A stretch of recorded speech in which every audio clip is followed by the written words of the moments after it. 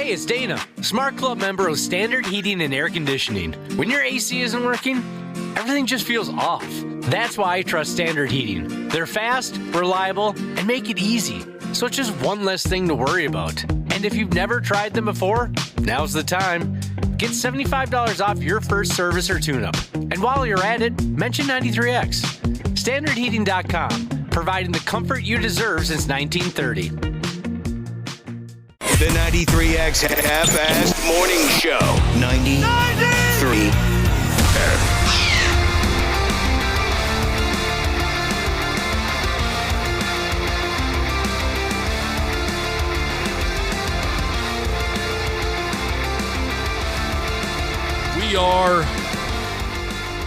We're ready to roll. Mentally. Maybe not so much physically ready, but mentally. And we might be lacking there as well now that I'm looking around the room. Welcome to the program. We're here. I guess that's all I can say. We're here, and that should count for something. Present. Welcome to the Tuesday program. Old Cubby. Yes, sir. Light of my life. God help us, I've been seeing back-to-school ads on television the last couple of nights. Are you still playing the role of back-to-school heel in your household? A little bit. The first time I noticed it, I think it was a Walmart ad of some sort. So I certainly forwarded that along, to the one that's still in school.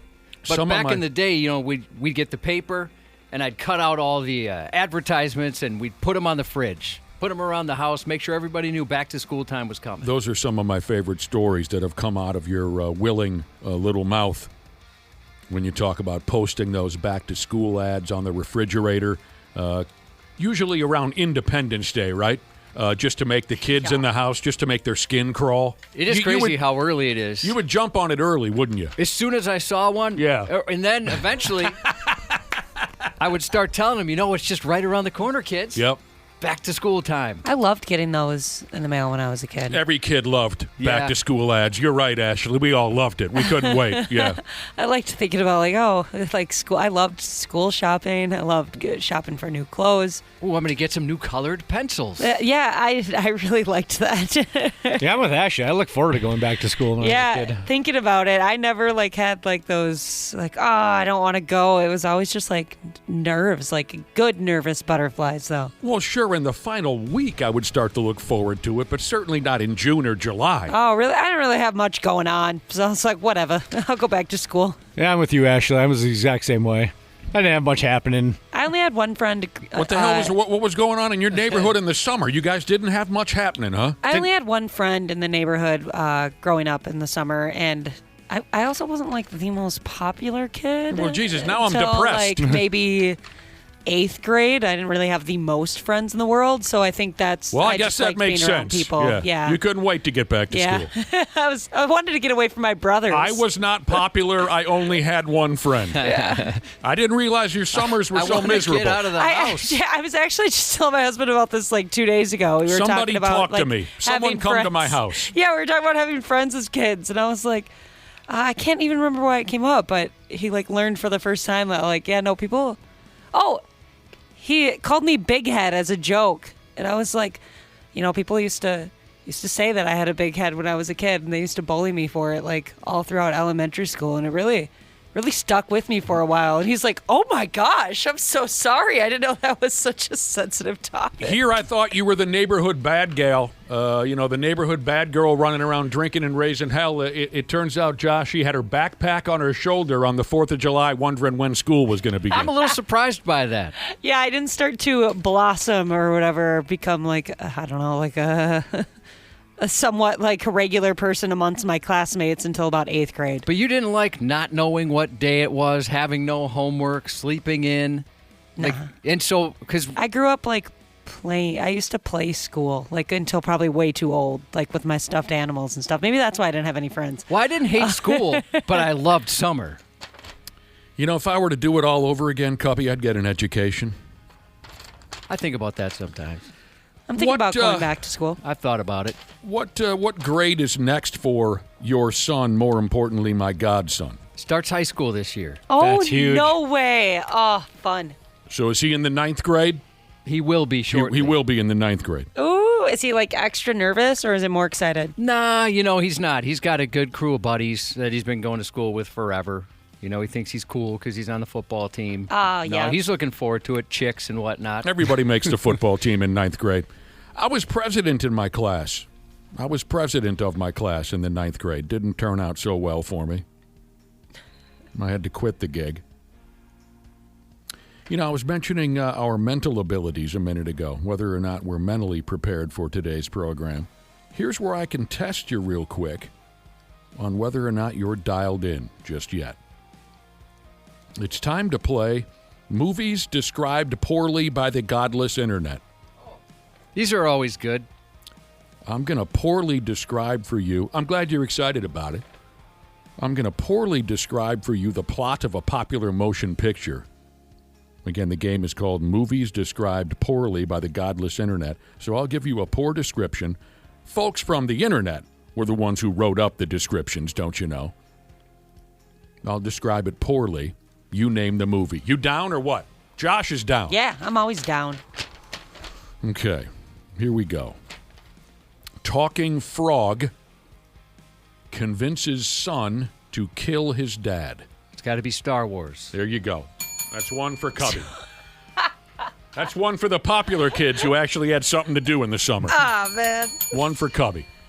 That's awesome. You like Talking that? Frog? Talking frog. Yeah. That's a reference to that character Yoda. It's a good start. Yeah. Okay. Group spends 9 hours. Breakfast Club. Where's the wrong button? The no button. Do we have a buzzer anymore? Breakfast Club. I see where you were going with that. I just watched the movie a couple of days ago. Saturday in detention. I kind of figured it was about 9 hours. Thought I'd just take a stab there. Shermer, Illinois. Good guess. Hey, you went for it, kid. Win for it. Yeah, good for you. Thank you. Put myself out there, Josh. I know. Brave. It was Shermer High School in Shermer, Illinois. Group spends 9 hours returning jewelry. Lord of the Rings. Or, Lord of the Rings. Cubby, Dana, nice work. God, those movies were long. I loved him. Tried one of them. Didn't get it. Boy spends 7 years being a third wheel. Josh. Oh, wait, no, that's not, you said a movie.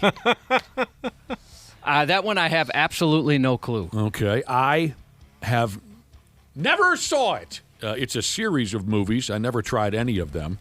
I'll give you a hint. It's kind Harry of, Potter? Oh, there you go. How the hell would you get that?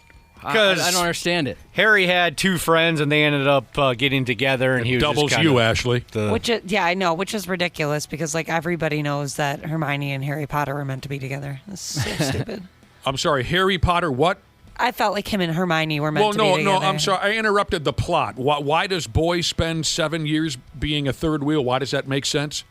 Dana was explaining that to us. Oh, because there's Harry Potter, Hermione, and Ron Weasley, and they're the three best friends that anybody could ever have. And then Ron Weasley and Hermione end up hooking up later. It's a spoiler, everybody. And didn't What? Harry end up with Ron's sister? Yeah. Yeah, that was kind of Yeah, random. that was weird. It was a weird situation. I missed that one.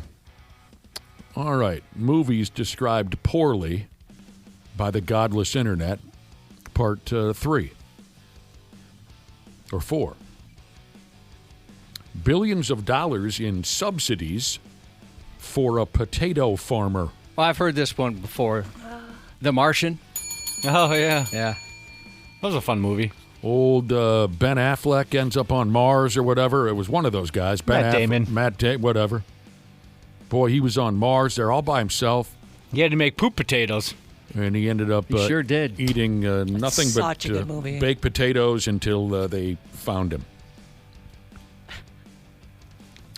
Man develops ability to shoot out a white sticky liquid out of his Spider-Man. body. Spider-Man. Man develops, that was poorly written by the godless internet. Man develops ability to shoot out white sticky liquid out of his body. I know what they're doing there. Yeah. Poorly written, but you got it. That's spider nuts. Whoever wrote that was like, yes, time to shine. I kind of wish I would have edited that one ahead of time. Okay. Some of this is difficult for me. Oh, okay, I have it. Okay. I was going to say that some of these that I'm reading through, the answer should be obvious to most people. Unfortunately, not all of these movies are obvious to me. So for a second there, I was missing the title of the movie, but now I have it, and I'll throw it your way. Inflation causes housing crisis. The Big Short. Oh, no, that wouldn't be inflation, would it? Well, that's incorrect, but first off, tell me, what's the Big Short? The movie with Steve Carell, Christian Bale, Ryan Gosling, Brad Pitt about the subprime mortgage crisis. Oh, yeah. It was actually a very good movie. Yeah, it's more entertaining than you would think it would be. It really is. Never saw it. You're wrong, Josh. Good guess. Okay, again, inflation causes housing crisis. Any further guesses on this poorly described movie by the godless internet? Okay, the correct answer is something called UP. I believe that would be Up. Oh. Sorry. Wait. Yeah, How did that's they a reach. describe it again? I need to hear it one more time now that I'm thinking of the movie. Was pretty stupid. That's More stupid than me thinking that the title was UP? Sorry. Up. Well, you guys tell me. I don't know it. That's I a great guess. movie. I mean- Inflation causes housing crisis. Why would they say that? It's because the house flies with balloons. That's the only thing I can think of. Yeah. I don't remember them talking about Well, economics. No. yeah, I guess it's because they wanted to, like, the construction company or whatever, like, wanted to take his house, right, to like build like a new new condos or like Yeah, I don't know. industrial buildings, city stuff, that kind I of could vibe. never really make it past the first 10 minutes because I'd be crying too hard. And Yeah, then- I've cried every single time I watch that movie. But it's a so crying good. movie. So good. Too emotional for a couple of you, huh? Oh, yeah, His big time. His wife. I apologize, but in my defense, the title of this movie, Up, they capitalized both letters. So I assumed it was an abbreviation. Is that Oh, the internet did? the get it. Yeah, godless it's internet? not. I don't think the movie is, but Guy with stomach bug finds out explosive diarrhea isn't the worst thing that can happen. Alien. That's right, Cubby. And they have a still photo of that critter busting out of his guts. All right, I feel super, super dumb Alien. What? because happened? everybody's texting in and they were like, "It's a joke," because like the inflation of the balloons We is said that. making the. I didn't realize that. If we didn't say that, I thought that. I swear we said that. That's on you, Ashley.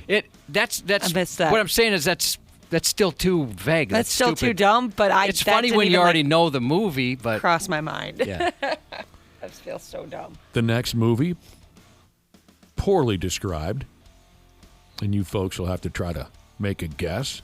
Well, I don't want to use the actor's name because it's a dead giveaway, so I'm going to alter this on the fly.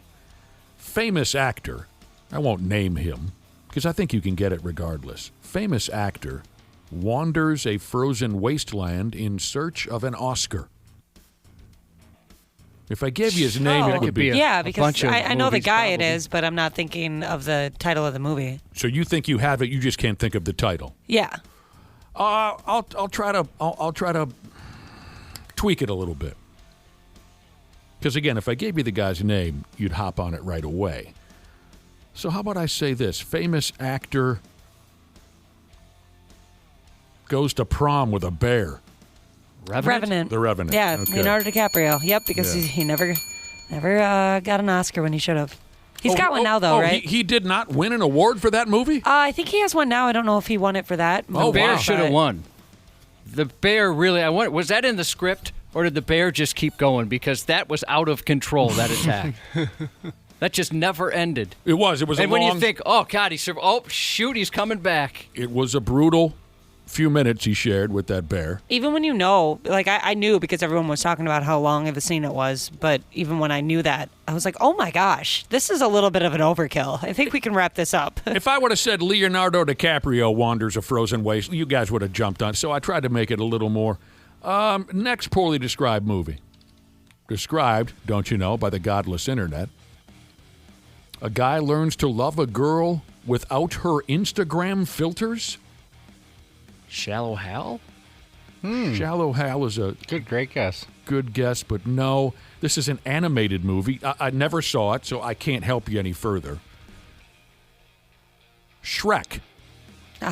Some of these are quite a stretch. Okay. Yeah, I wouldn't know. I apologize if that one sucked because I never saw Shrek or any version of Shrek. But again, the description is a guy learns to love a girl without her Instagram filters. I guess that makes sense to some people. Others have no friggin'. Grumpy emo chick ponders whether to shag a corpse. Must have been an Englishman who wrote this. I'll Americanize it. Grumpy emo chick ponders whether to bang a corpse or a dog over several years. Twilight. There you go. Never saw it, but boy, do I like that lady. I don't know her name. Kristen Stewart. Kristen Stewart? Mm-hmm. She drives me mental. Is she in anything else besides Twilight? That's the only thing I've ever seen her in. I have no idea. I mean, I've seen her, but I couldn't tell you what it was. There's something about that gal. Okay. Girl. This is an animated movie. I'll give you a little hint there. What did you say? Sorry, I was reading something. Oh. Girl has to pretend she's a man to be taken serious. She's the man. No, this You is said animated. Oh. Yeah. Because I was thinking one of the guys from the 80s. Oh, wow. Credit to both of yous, by the way. She's the man.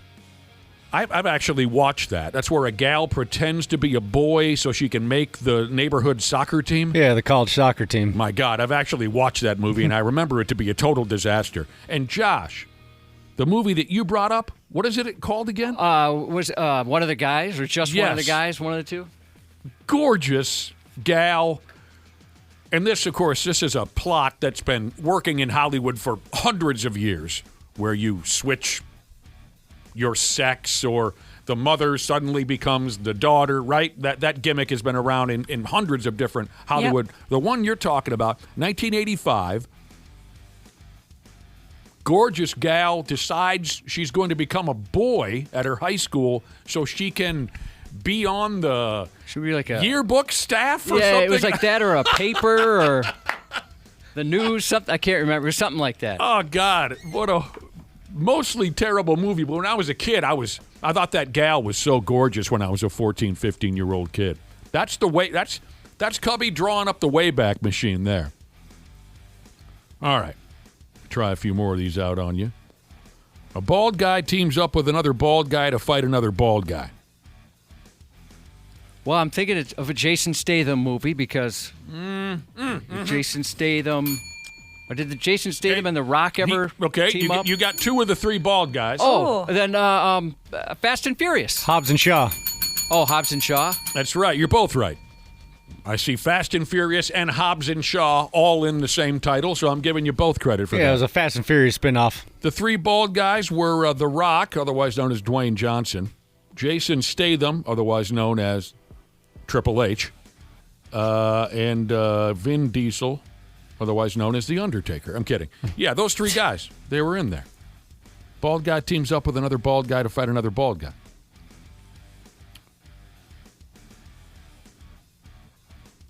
I don't think anyone watched this movie. I just read through one, and I don't think you guys... I saw it, actually, strangely enough. I'll skip it. Real easy, rich girl lets poor man freeze to death. Titanic. Cancer survivor never loses his sense of humor. Oh, I didn't see this movie, but is that the one with Seth Rogen? No, Okay. never saw it. I'll give you a hint. It's a superhero. Oh, Deadpool. Completely forgot about You that. guys like that situation. one? Oh, very Yeah. much so. Oh, heck yeah. Absolutely. Yeah, it was fun. I just forgot about the cancer angle. Public transportation running ahead of schedule for once. Early 90s. Can you say a star? You love the lead actor. Speed. Yes. What's his name again? Keanu Reeves. Keanu Reeves on the bus. Speed. Oh, is that the movie where he can't stop? He cannot stop. Oh. Well, You're they right. could, but they'll blow up. Yep. Life is about choices, Ashley. There's a couple movies out there with the exact same premise. For I know. Sure. That's what's kind of difficult about it. There's plenty of crossover. Yeah, like we covered. The switching sex or switching your race or whatever, it's been done to death in movies. Oh, okay. I thought maybe I just missed it. People are saying you never said the one where the lady dresses up like a man. You never said the name of the movie. Yeah, I kind of liked really? that people were getting mad. I was kinda sorry, gonna let it happen. I thought maybe I just missed it. No. Now that I'm thinking about it, you're correct. I was so fascinated by Dana's guess, the soccer movie, and Josh's old guess from 1985. You're right. I never told you the answer. Girl has to pretend she's a man to be taken seriously. It's an animated show. Never saw it. It's called Mulan. Oh, I haven't seen that. No, me neither. Well, I thought that was a popular deal that I think it is, but it's yeah. just kind of like out of. It came out in a time where I wouldn't have seen it. I figured you folks would be all over it. Okay, another animated setup. Well, maybe I don't want to do that one. It comes off a little insensitive. Oh, I like this one. A family's first Airbnb experience goes very wrong. The Shining? Yeah. Oh, Jesus. That's does well go done. wrong. That's what some of these descriptions. What? Some of these descriptions were really, really poorly done. That one was great. But that one's very clever. Love The Shining. I can watch it any effing time you put it on in front of me. I can't turn away from The Shining. Still one of my favorites ever. You guys did well. You did very well. Now I got to go back and look up that movie, Josh. Which one? The one you mentioned from 85. Oh, just one of the guys? Just one of the guys. Remember the I liked that movie, actually. Oh, well, I mean, yeah. I bet if we watched it now, we'd wonder what the heck was going on. It hasn't been too long, actually. I somehow found it, I don't know, a few years ago on accident. It's your typical 80s movie. It's basically just about teenage partying and topless girls and this and that. They look ridiculous. If you remember the end of the movie, the female character who's been disguising herself as a boy at her high school is so convincing that she has to bust out her naked rack in order to prove that she's a girl.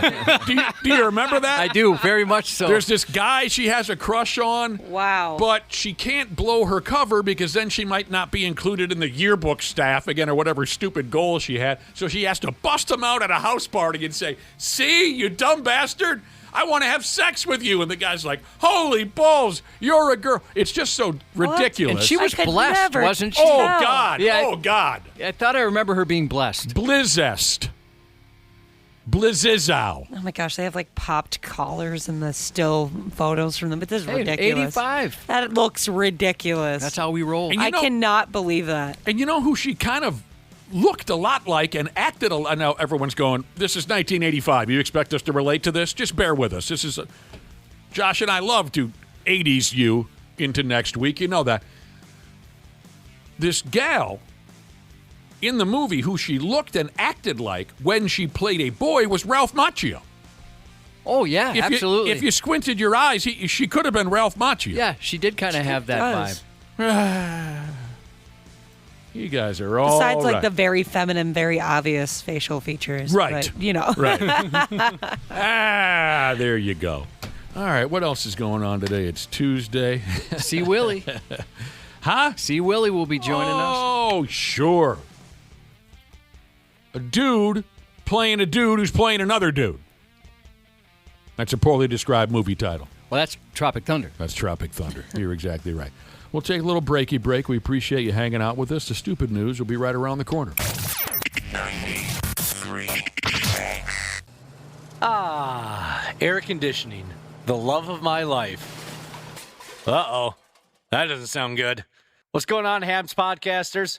We're getting into that soupy part of the summer when your air conditioning is going to be holding on for dear life. That's where our friends at Standard Heating and Air Conditioning come into play. If your AC is out, you shouldn't have to wait. Standard prioritizes homes without cooling, so they got your back. With over 70 trucks on the road, they're ready to make you comfortable fast. That's better. Schedule now at standardheating.com, providing the comfort you deserve since 1930. Years of hard work, and now you've got pain in your back, your shoulders, your knees, maybe your joints. You need help. Randy Shaver here with the answer. Dave Bialke. He's got over 30 years experience in getting workers' compensation benefits for people just like you. Don't suffer. Call Bialke Law today. 763-571-2410 or go to bialkelaw.com. That's BIALKE law.com. And it spells relief for you. What would you do if your online store converted 36% more shoppers? You could take 36% more vacation. Another pina colada? Yes, please. Open a new retail location with 36% more square feet. Fantastic. Hire 36% more help. You're hired and you're hired. Shopify has the world's best converting checkout, up to 36% better than other e-commerce platforms. What you do with those extra sales is up to you. Switch to Shopify today at shopify.com/listen and get a $1 trial. Shopify.com/listen. Stupid news on the Half-Assed Morning Show.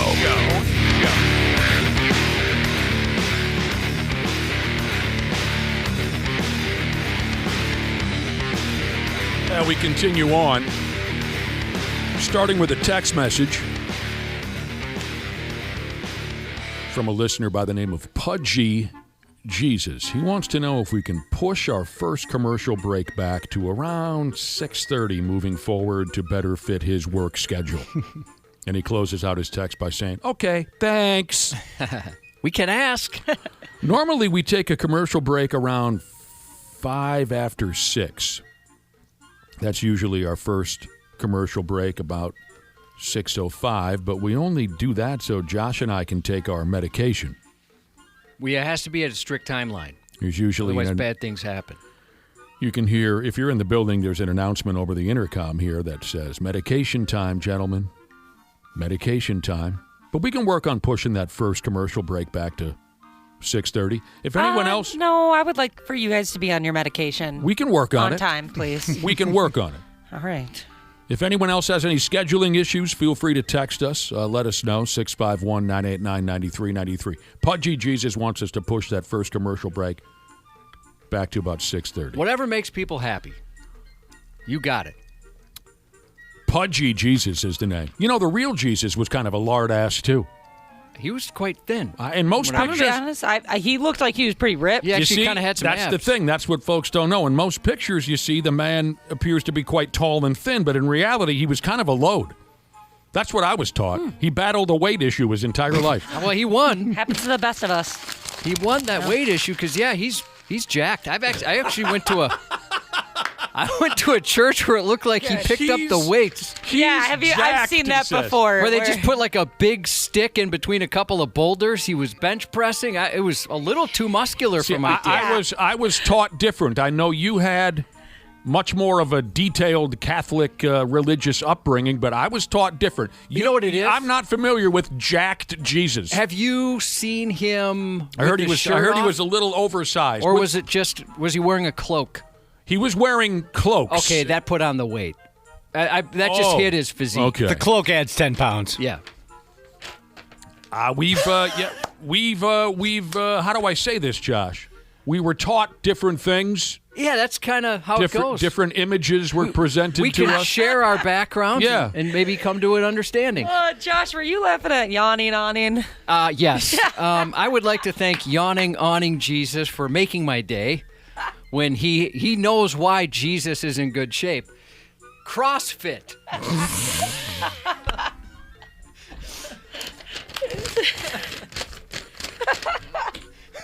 So great. Don't do that to me. I haven't had my medication yet. Medication time, gentlemen. Medication time. That is, I'm going to go ahead and say, the most clever line I've heard in the year 20 and 26. Yep. That was brilliant. What do we have left? September, October, November. We got 4 months left. Somebody's got to top it. I Come on. doubt anybody can top it. I doubt it. 20 and 26 champion, smart mouth joke. The smart mouth joke champion of 20 and 26 so far is Yawning Awning Jesus. It's like a test for the rest of you. Can you top that? A Jesus joke where the punchline is CrossFit. So good. All right, let's have some fun here. This is a better him than me type of a deal right here. A guest on the CNN television channel had what a lot of folks are calling an on-air disaster. It says here, a big fat bug flew into the yapper of this guest on CNN. A big old bug flew into his yap hole during a live interview. We're all resilient until the day we're not. Sometimes you do what you need to. I just wonder, how do you think the Fed is going to read this, considering they didn't hike interest rates at the last meeting? Mate, I just swallowed a fly on live television. And I was trying to keep talking while you were coughing so you could figure it out. It's all good. I'm with you. I'm with you. That sucks. Sure. I would have freaked out.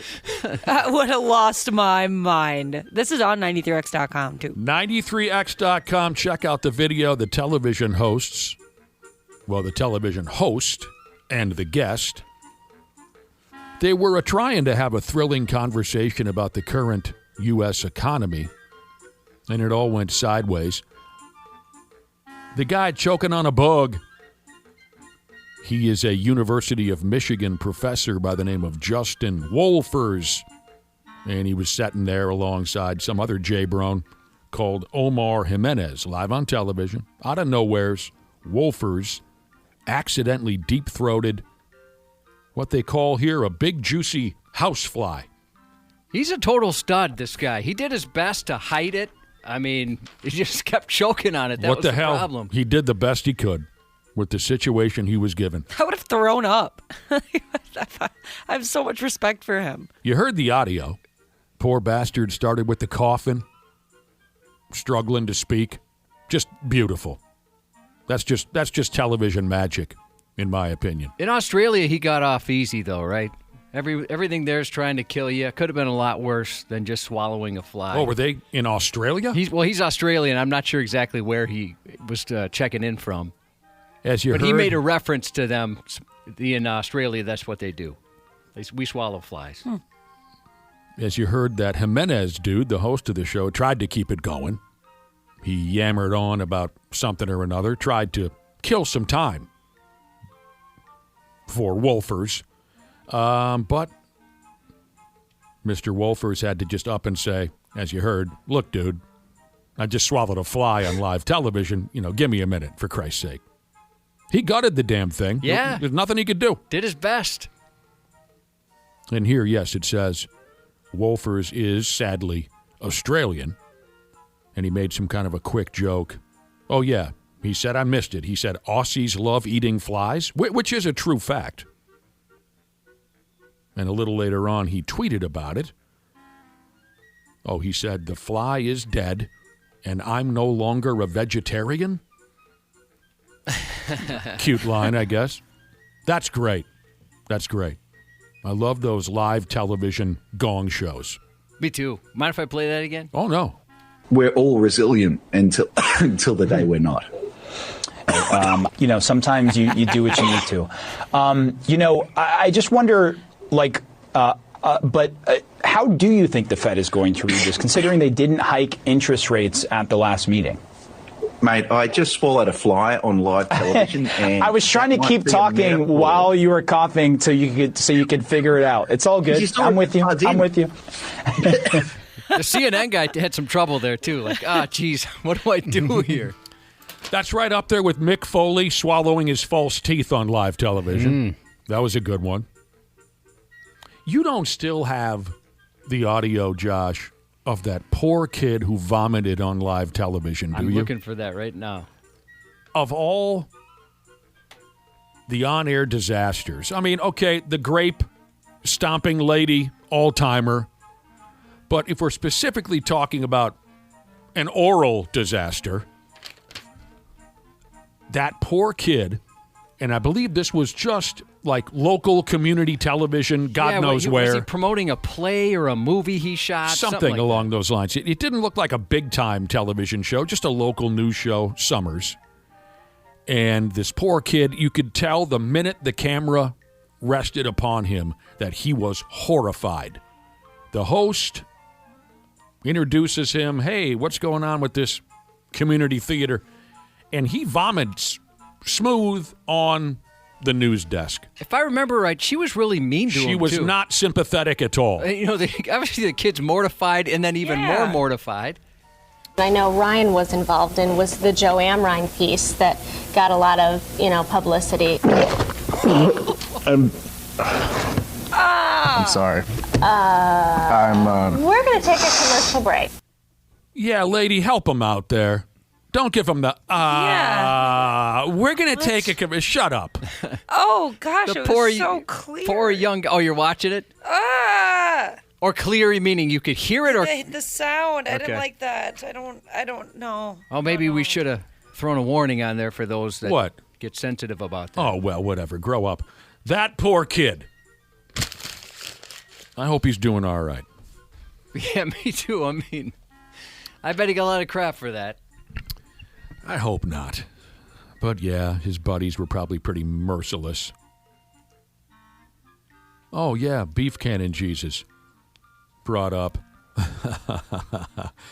The kangaroo panties gal. What an adorable little creature she was all those years ago coming into the studio. Kangaroo panties. She said that. But Beef Cannon Jesus brought this up. I don't know if you have this audio, Josh, where she sneezed on live radio, which was obvious to everyone. And then when she was done, she said, I sneezed. Air Force Jesus, we got one. I sneezed. Yeah, there she is. That's so adorable. Can you think of any others, Josh? I mean, I have sympathy for these people. I don't mean to pick on them, but it also is kind of one of my the favorite. on-air disasters? Yeah, just the. What about the guy on the ladder? Oh, okay. We're moving beyond just oral disasters. Yeah. Oh, speaking of, that was a 24-hour shopping network, wasn't it? Yeah, it was. We were just having a conversation about the dude. Yeah, if you don't know that one. Did that guy end up in the emergency room? I thought he got hurt pretty bad. So, again, we were just talking about the 24-hour shopping channel yesterday. The hosts are explaining some product for sale. Oh, it was the ladder.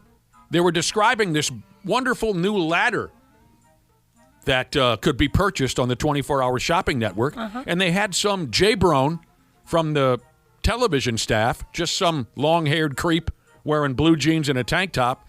They had him in the background setting up the ladder and climbing it, and he got to the tippy top, and he came off of that pig. I got to tell you something. I have this ladder. It is awesome. Oh, now what And did you use it for, everybody Renee? wants everybody wants this ladder. I live in an apartment with vaulted ceilings.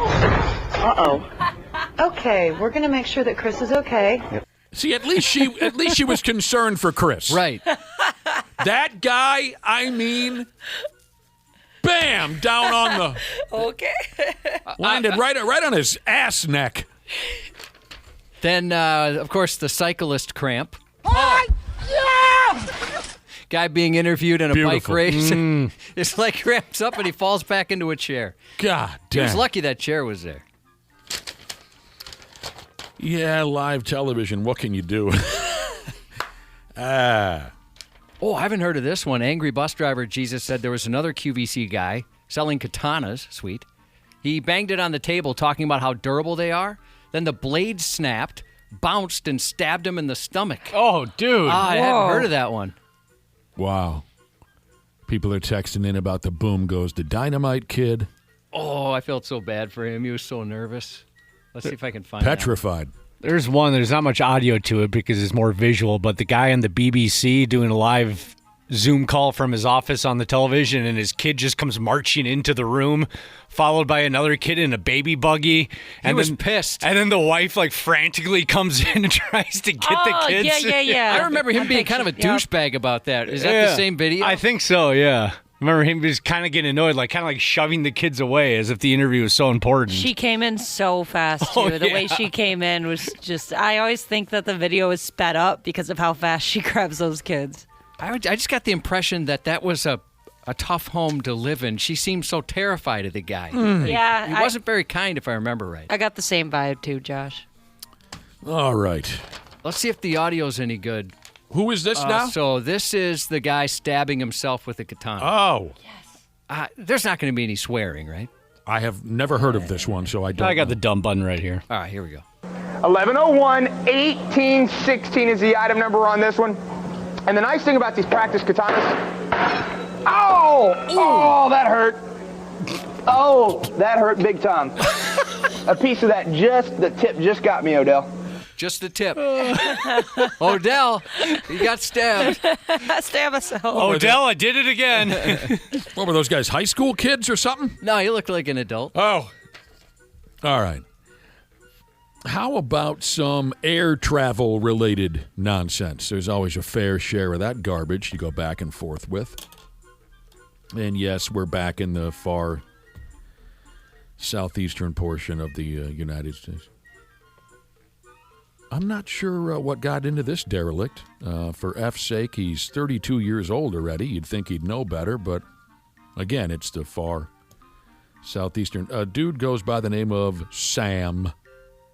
He was put under arrest after he broke his way into a full-on passenger jet. What they call here a JetBlue Airbus, if that means anything to you. Stupid idiot Sam.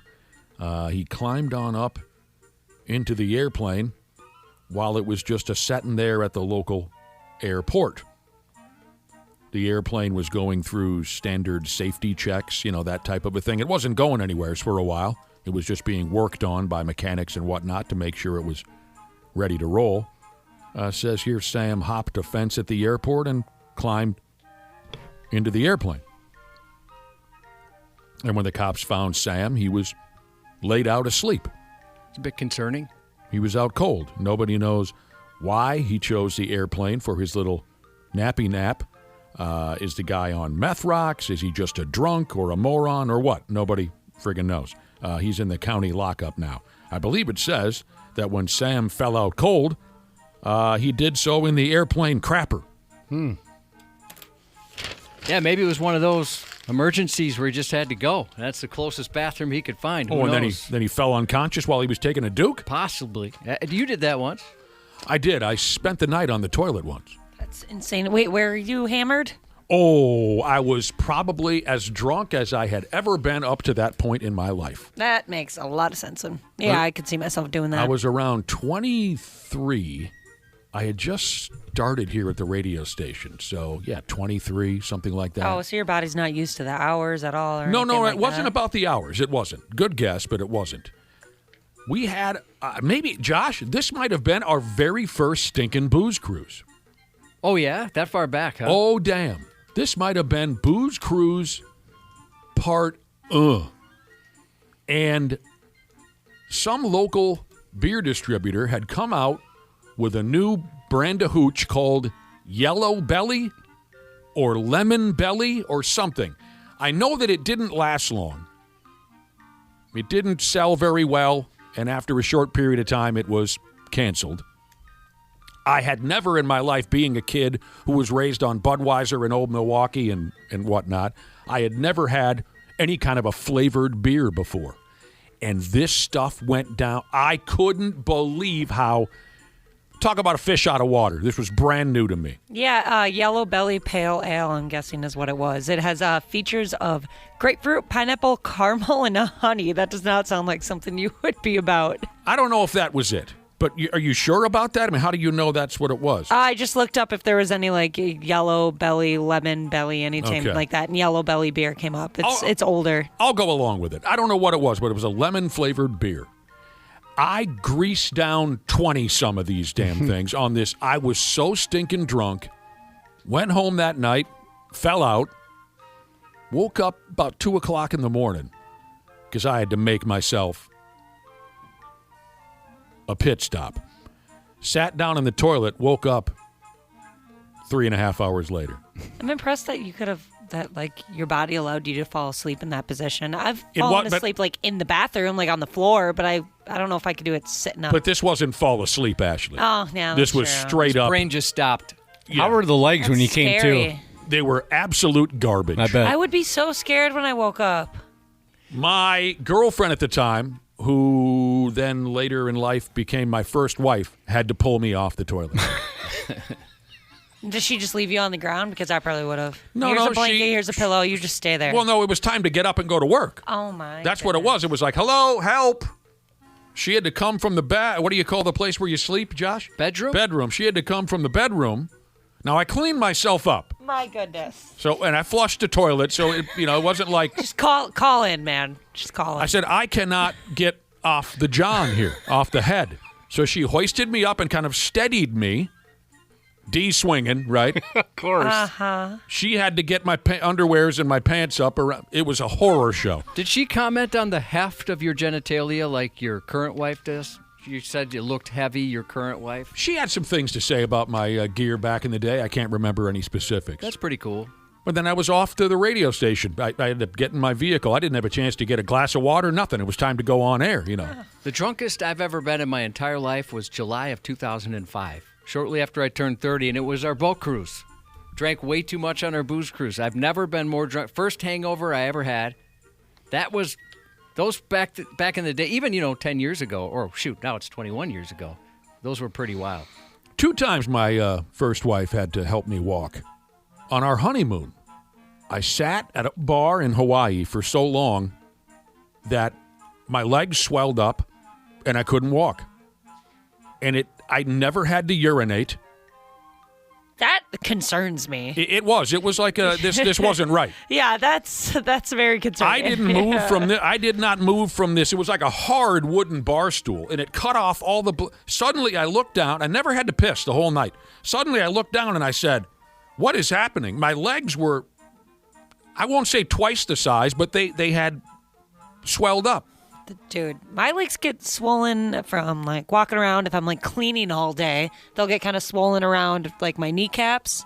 So there was something about the dehydration or whatever the hell had done to myself, to where I could not get off the bar. I told my wife, I said I can't get up. That's so weird. Because usually it happens you were if you're a young man. using And I was a them, young but man. you weren't even using them. I'm mostly concerned about the fact that you didn't pee.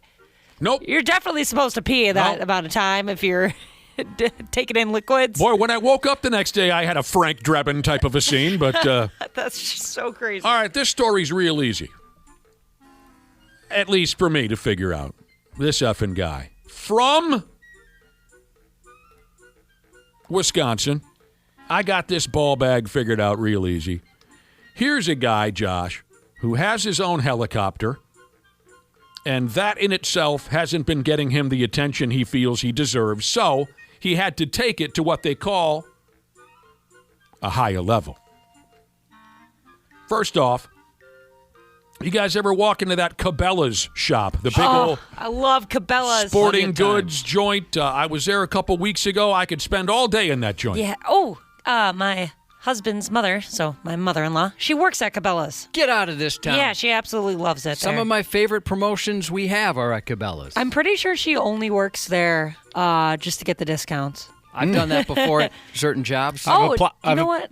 Sorry, Dana, go ahead. No, you keep going. I was going to say a special shout-out to the guys over at the, I think it's the Rogers Cabela. Oh, now I can't remember what Cabela she works at. Great. I'm a great daughter-in-law. But shout out to all the Cabela's employees because I know that they listen to us. Ashley's making a shout-out. I was just at the Rogers one a couple of weeks ago. Your mother works there? Anyways, mother-in-law. Last Saturday night at the Cabela's in a town called Richfield, Wisconsin, folks couldn't help but stop and stare as a stinking helicopter started to lower itself down onto the parking lot. It's pretty cool. At Cabela's. People must have been thinking, are they putting on some kind of a show here? Who the hell is in there? Is it somebody famous? Is it Ryan Seacrest or Reba? Reba? I'd be pumped. Is it Reba? If I was just chilling at Cabela's and a helicopter came down and Reba got out, day made. It was just that local jag-off helicopter guy I was telling you about, who was obviously feeling underappreciated for how awesome he thinks he is. Dude hopped into his silly helicopter, flew on over to Cabela's, and then he landed the dork copter in the parking lot like it ain't no thing. It is a thing, too. I just watched like a little documentary on how hard it is to pilot a helicopter. That's crazy. I don't know how they even get it off the ground. It would just take some practice. It has to be just like so perfect. If You there's could just get it. one little gust of wind. You like, can do it. Oh. If your to the pedicopter! When the cops and the folks who run Cabela's asked this guy what the F he thought he was doing, he said he flew his nerdicopter over there because he said the drive was too long. Apparently this clown lives about an hour by motor vehicle away from Cabela's. Yes, he's fully licensed. Yes, he made a safe landing. Yes, he followed all the FAA rules and regulations. But, you know, he was told, you know, next time maybe give him a heads up when he's feeling insignificant. They'll mark off a parking spot for him or something. I'm kind of surprised he didn't get in some big trouble for that, but I guess you can do it. He doesn't need to be scaring the kids and all that, making everyone think that Reba's in the mix. Did they say what he bought that was such an emergency he needed to take the helicopter? He was just browsing, Dana. This guy wasn't there to buy costs. anything. People were asking. That's funny you would ask. Is commenters, you know, where the story came from, commenters on the website were wondering, what's this do? What was this prick there to buy? He didn't have any intention to buy anything. He just wanted people to hear. He just wanted to overhear people saying, "Ooh, that's him. That's the helicopter guy." That's all he was after. Sure. He was hoping to get laid. I would hope that if you have a helicopter, it's not that tough to get laid. You would think. Yeah. That would have got me real easy when I was dating. Yeah, You have a helicopter? Yeah. That's an advantage that most of us don't have. Right. Yeah, one commenter said, "One day I'd like to be the drive-in would take too long. I'll take my helicopter type of douche." That would work better than I have a dog. Honestly, somebody saying I have a helicopter, like we're going to your house immediately. I need to get in this helicopter. Well, yeah, a lot of people have dogs. That's sick. You my dog. I really like helicopters. Sorry, after that documentary, I just can't let them go. What are we talking about? She watched a documentary about helicopters. Yeah. Oh, you watched a documentary on helicopters? Yeah, they're so cool. There's got to be a horror movie called Helicopter, right? Probably. Let's see. If there's a lavalantula, there's a helicopter. Yeah. Something copter. Ooh, get back reminds to us me on of that. Blue Thunder and Airwolf. Oh, like those shows when I was a young person. I bet you did. There was a deep rivalry at my junior high, a deep rivalry between the folks who supported Blue Thunder and the folks who supported Airwolf. They did not get along in the hallways. To me, Airwolf is the cooler name.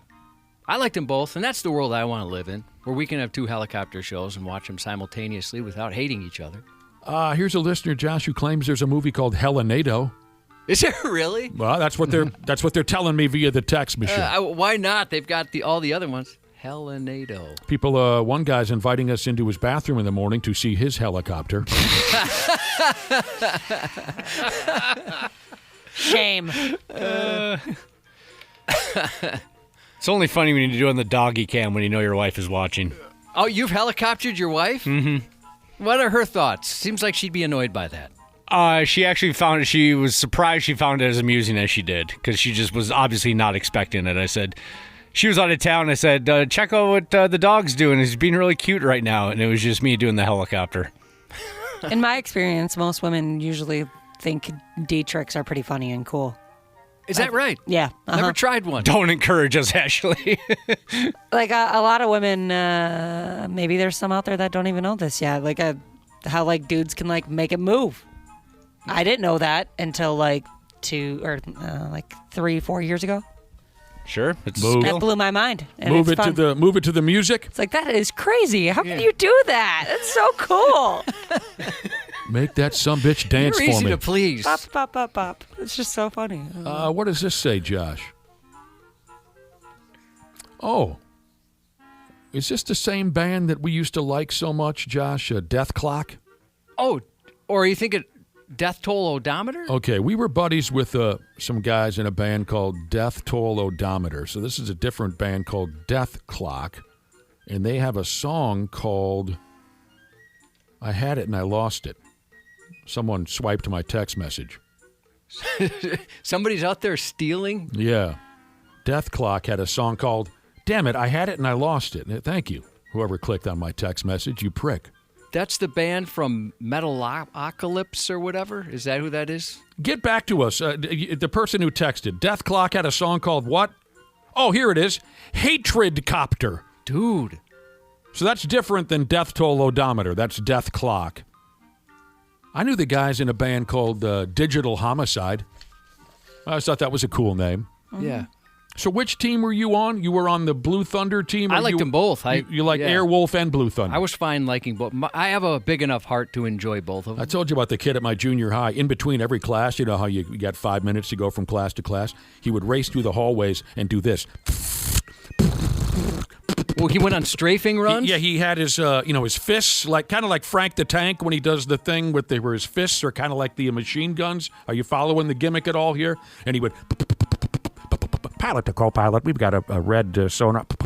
That was his thing, and we all would make fun of him and throw garbage at him. All right, back to regular airplane rides here.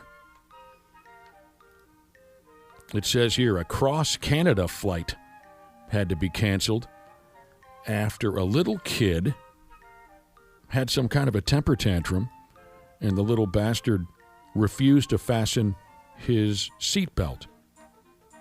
His folks couldn't get it done. The staff couldn't get it done. Total nightmare. They had to cancel the flight. That's frustrating. They call this gimmick a Porter Airlines airplane ride. Porter Airlines is the company. Full of Canadians. They're trying to take off out of, British Columbia. They were trying to go to, let's say, Toronto. Crew members noticed that this one little pot licker was standing in his seat and refusing to secure his seatbelt.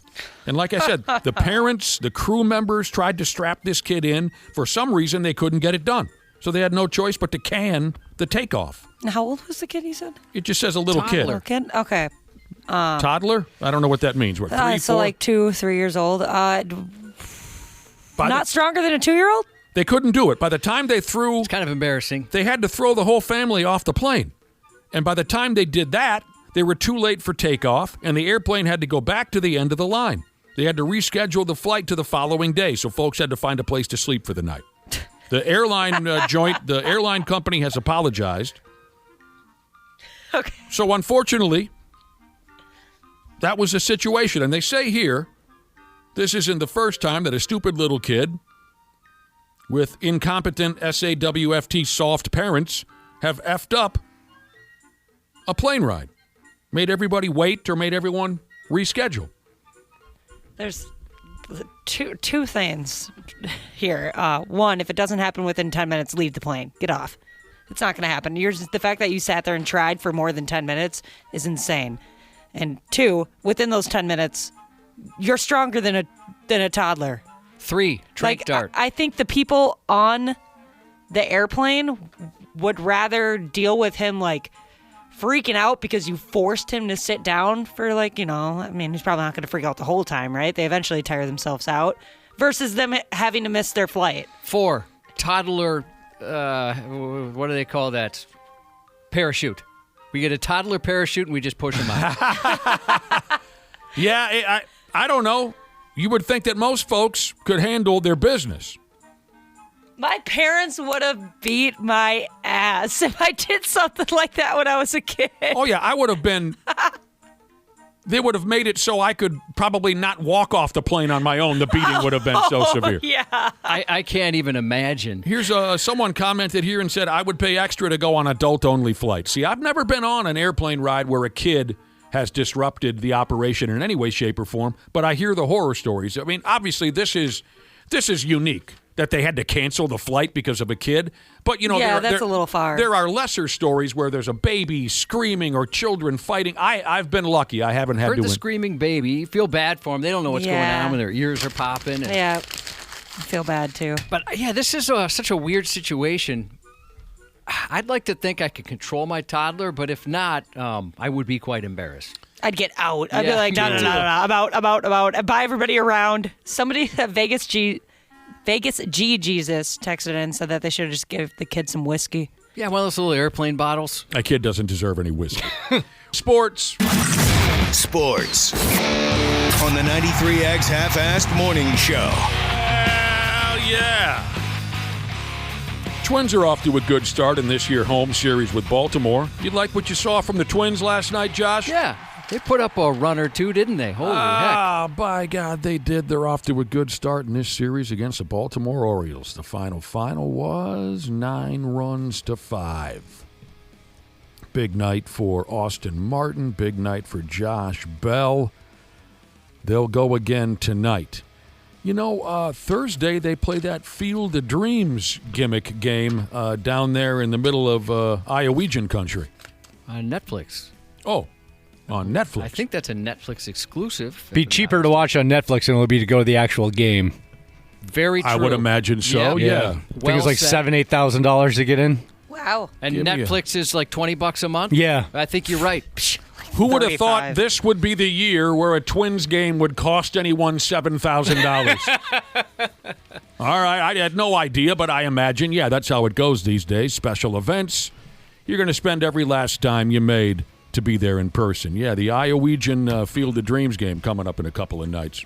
It's the Buxton Hot Ticket Package, tonight's game, where you get that upside-down Buxton hat.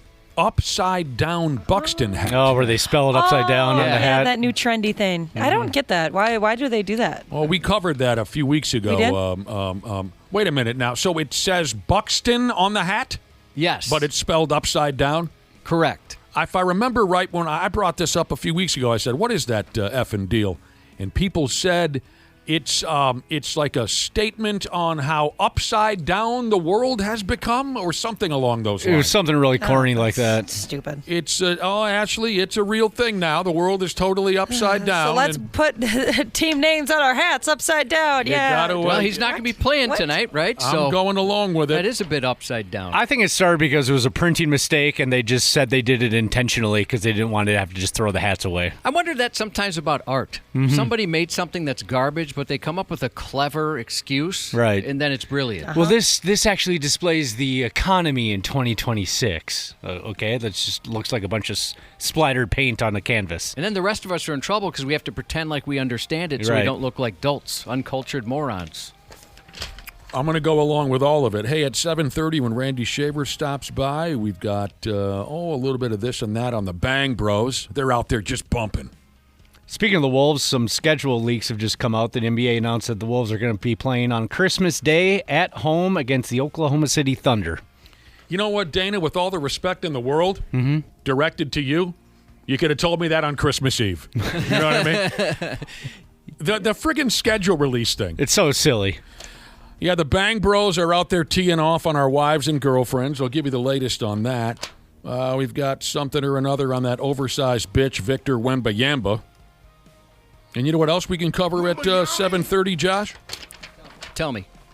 Snakes. Why did it have to be snakes? What movie? Indiana Jones? Indiana Jones what? Oh, all of them? Indiana Jones and the two girls and the cup. What was that? What was the second one called? Indiana Jones and the Temple of Doom. Temple of Doom is what. Or was that the third one? No. The first one was called Raiders of the Lost Ark. of the Lost. Josh's News is coming up next.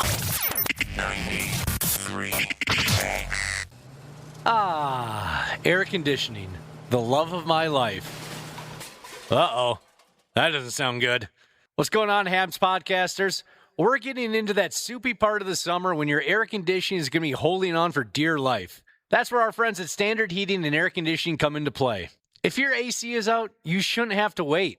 Standard prioritizes homes without cooling, so they got your back. With over 70 trucks on the road, they're ready to make you comfortable fast. That's better. Schedule now at standardheating.com, providing the comfort you deserve since 1930. Years of hard work, and now you've got pain in your back, your shoulders, your knees, maybe your joints. You need help. Randy Shaver here with the answer. Dave Bialke. He's got over 30 years experience in getting workers' compensation benefits for people just like you. Don't suffer. Call Bialke Law today. 763-571-2410 or go to bialkelaw.com. That's BIALKE law.com. And it spells relief for you. O'Reilly Check engine, ABS, or maintenance light on? Take the guesswork out of your warning lights with O'Reilly Veriscan. The service is free and provides a report with solutions verified by ASE certified master technicians. And if you need help, we could recommend a shop for you. Ask for O'Reilly Veriscan today. O'Reilly Auto Parts.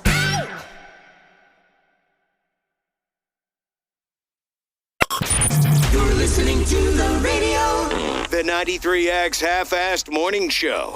I heard Craigslist, but this is the first time I'm hearing about TikTok. I just usually go through official websites. I actually go and look at the unit that I'm going to be renting. Police have a warning for anyone hunting for a single-family rental at half price. You just funded a scammer's next vacation. Oh, no. At least 4 cases popped up in Eden Prairie this summer, and officers believe there could be more. Scammers copying listing of photos of homes currently for sale, then falsely advertising them for rent on Craigslist and TikTok. And the scam gets a little more convincing from there. Prospective renters get a QR code from a real estate company for a self-guided tour so they can wander through the actual house before wandering straight into a financial trap. Police said victims have lost thousands of dollars after sending deposits through Zelle or Venmo, with the suspiciously low price driving victims to send money quickly. The biggest red flag, police say, the rent in each case runs about half the market rate, just cheap enough to feel like the deal of the century right before getting ripped off. They are crafty, so they usually take steps to make it very difficult or impossible to identify. You don't need to be paranoid, but be suspicious. EPD said the suspects likely aren't local and the scam fits a nationwide pattern.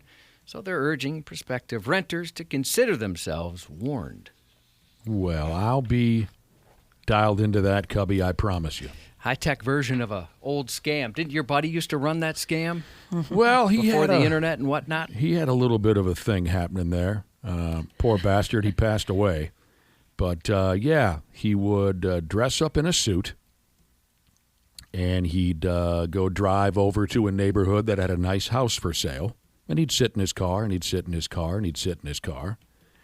And if anyone stopped by, like a vehicle slowed down to look at the house, he'd hop out of his car and say, "Hi, how are you? Are you interested in buying this house?" And, "Oh, yeah, I suppose we were just taking a look." And he'd say, "Well, I'm the realtor. I'm Donnie. I'd be happy to tell you more about the..." So he'd spin this line of BS about how he was the realtor. And then at times he was able to get a down payment or some money out of these people, you know, he would come up with some line to where they would give him some money to stake their claim on the house, and then he would disappear and never return again. What's he doing today? He passed away. Yeah, did you miss the part? I missed that part. The anger I would feel in my bones if somebody did that to me. And when he told me this, I mean, I wasn't surprised because, and you know, it sucks because he was really a sweet guy. He was just crooked. He was very loyal, a very loyal friend, I'll say that. He never would have, but he just had this idea that was the route he wanted to take. But he was never very open about it, except one night we were drinking and he told me all about it. And I'll never forget this. And again, God rest his soul. We went to the bar for a final drink and he looked in his wallet and he said, "Oh, Jesus, I'm down to my last 50. I guess I got to run another scam." Did he have a job outside of scamming folks? Yeah, did he ever try? If he did, I don't know. If he did, I don't know. I just know that he had this wonderful little gimmick going. The fake realtor bit. A 9-year-old Arizona kid walked into his local Bank of America with $160 and dreams of his very first savings account. Instead, however, he got a first-hand lesson in why people don't like going outside anymore. Hunter and his grandmother were sitting in the lobby of the Bank of America branch in Mesa, waiting for an appointment to open up his account. He was very excited. When he noticed then a woman walk in wearing a ski mask and a black hoodie. While most 9-year-olds might have responded with a traditional strategy of screaming and running for their lives, Hunter stayed remarkably calm. He walked over, tapped his grandmother on the shoulder, and said, "Grandma, the bank's being robbed. So I saw somebody walk in with a ski mask and a black hoodie, and I saw her jump over the teller's desk and point something at her head. The first thing that crossed my mind is that I had to get him safe. The two hid under a desk for cover as the bank was put into lockdown. Mesa police arrived and found the suspect, 41-year-old Letitia Yazzie, hiding nearby. She was taken into custody. Mesa police later praised Hunter, saying his awareness and willingness to speak up was commendable. And while the bank was locked down and everyone was understandably having a very bad day, Hunter and the bank manager decided there was no reason to completely derail the original mission. The bank manager continued opening Hunter's account right in the middle of the robbery. He came in with $160 and left with a bank account and a great story for show and tell. Unsurprisingly, the family did joke that they're going to stick strictly to online banking from here on out. A Walmart shopper thought a wallet filled with cash was gone for good. Instead, the shopper found something even more valuable, a reminder that there's still good people out there. After losing it inside a Georgia Walmart, the owner had little hope of seeing their wallet again. Then came a knock at the door. Standing there was a stranger who had found the wallet, checked the ID, and personally returned it to the address inside. That's incredible. When the owner opened it, every dollar was still there. The grateful shopper shared a photo on Facebook, hoping to identify the person who'd gone out of his way to help, and that stranger turned out to be Cameron Johnson. His father wrote, "That's my son, Cameron. He doesn't have a Facebook account, so he can't respond, but thank you for giving me a proud dad moment." The homeowner said Cameron made a stranger's day, and judging by the shirt Cam was wearing in the wallet owner's doorbell footage, it read "Smile." He delivered exactly that, along with that returned wallet. Wow, could you imagine like scrolling on social media, Josh, and seeing that like, wait, that's my kid being a good person? Yeah, I would assume it'd be a mugshot of some sort. I'd feel so good. I'd be like, I did something right. I returned a wallet once. It didn't go well for me. I was in high school. I went for a jog, and I saw a wallet in the grass, and I picked it up and looked at the address of the driver's license. It was nearby, so I jogged it over to the address, knocked on the door, and I gave it to the guy. He goes, "Well, where's all the money?" And I said, "This is just how I found the wallet. There's no money inside." And he accused me of stealing the wallet, stealing the money, and then pretending to be a good person by returning the wallet. Why would you do that? You would just throw it away like any other normal person. The guy accused me. He's like, "I'm calling the cops." And I'm like, "Well, I'm just going to run away now and continue on my jog. Here's your credit cards back and your driver's license. Sorry for being a good person, you douche." That's what you get for jogging. I would have taken it back from him, Dana. Yeah. You know what? Give me that. No, I'm going to commit some credit card fraud now, you dick. I found a purse once, and me and my parents called the lady, and she ended up coming to get it, and she wanted to give me cash, and my parents wouldn't let her. She was like, no. They were like, no. She just needs to learn that, you just be a good person to be a good person. You don't get a reward. And I was like, what the heck? I want $20. In hindsight, I can see where they were going with that one. $20 is $20. It was a lucky and lucrative day for a mail carrier who scored a massive lottery payout right up until her luck ran dry and investigators busted her for stealing it. A South Florida U.S. Postal Service employee is facing charges after being accused of stealing a winning lottery ticket, cashing it in, and discovering that her payday came with a penalty. The Florida Lottery said the investigation began after a victim won $2,600 in a Pick 4 prize and mailed the winning ticket to claim her money. But that ticket never reached its final destination. Instead, investigators found the winning slip had taken an unexpected detour right into the greedy grasp of 28-year-old Lakeisha Lockhart. She tried to cash in on somebody else's good fortune by redeeming it at the lottery district office. While neither snow nor rain nor gloom of night stayed for the woman for completing her crime, investigators did. They stamped out the scheme with a first-class dose of hand-delivered justice. She was later identified as a United States Postal Service letter carrier. When investigators eventually tracked her down and put her on the spot, she admitted to stealing that ticket. That's bogus. I'd like to win that lottery. That'd be pretty cool. I tried a couple weeks ago. It didn't work, so I give up. I know someone who won a lottery twice. Dude. And my friend's boss won the big one. He won, 20 years ago or so. He won the Powerball. And he said, "Hey, I'm going to stay at my workplace." And he did. He never quit. What a douchebag. Multi-millions. I wish I could remember how much it was, but it was a big one. Those suckers who return to work after winning the lottery, I can't figure you out.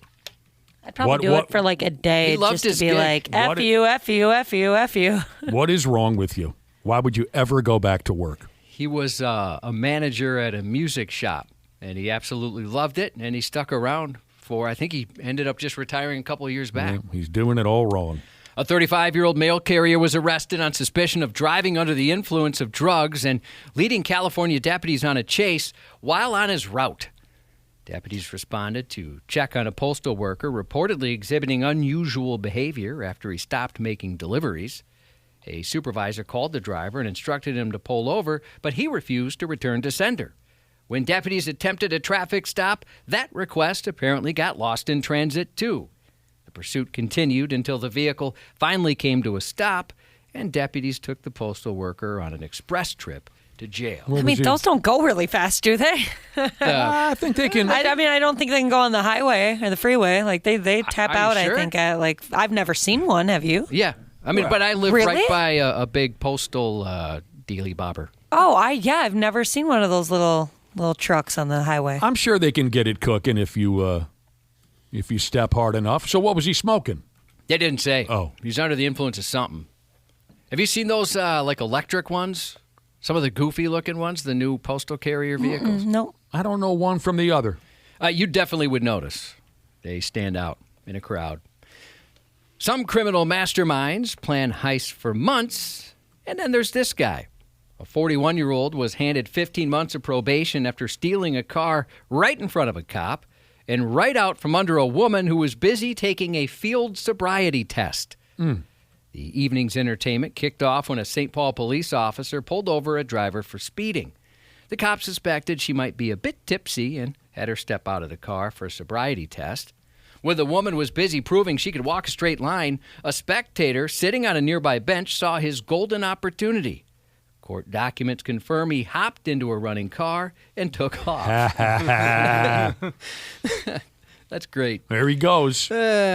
She's like, wait a minute, how drunk am I?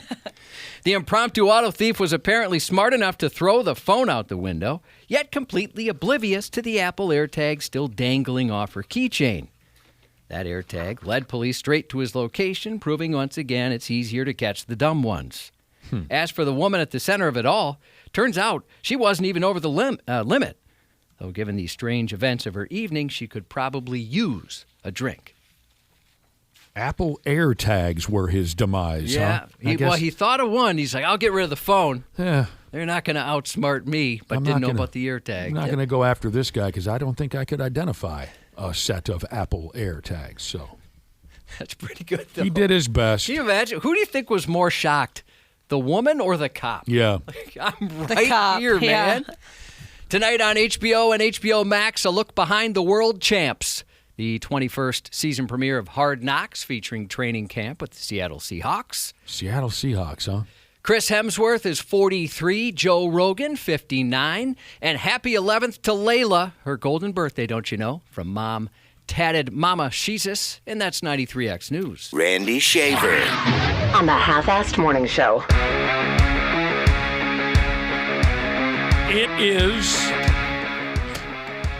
It is a pleasure, it is a privilege, yet somehow at the same time a pain in my ass to welcome Randy Shaver back to the show.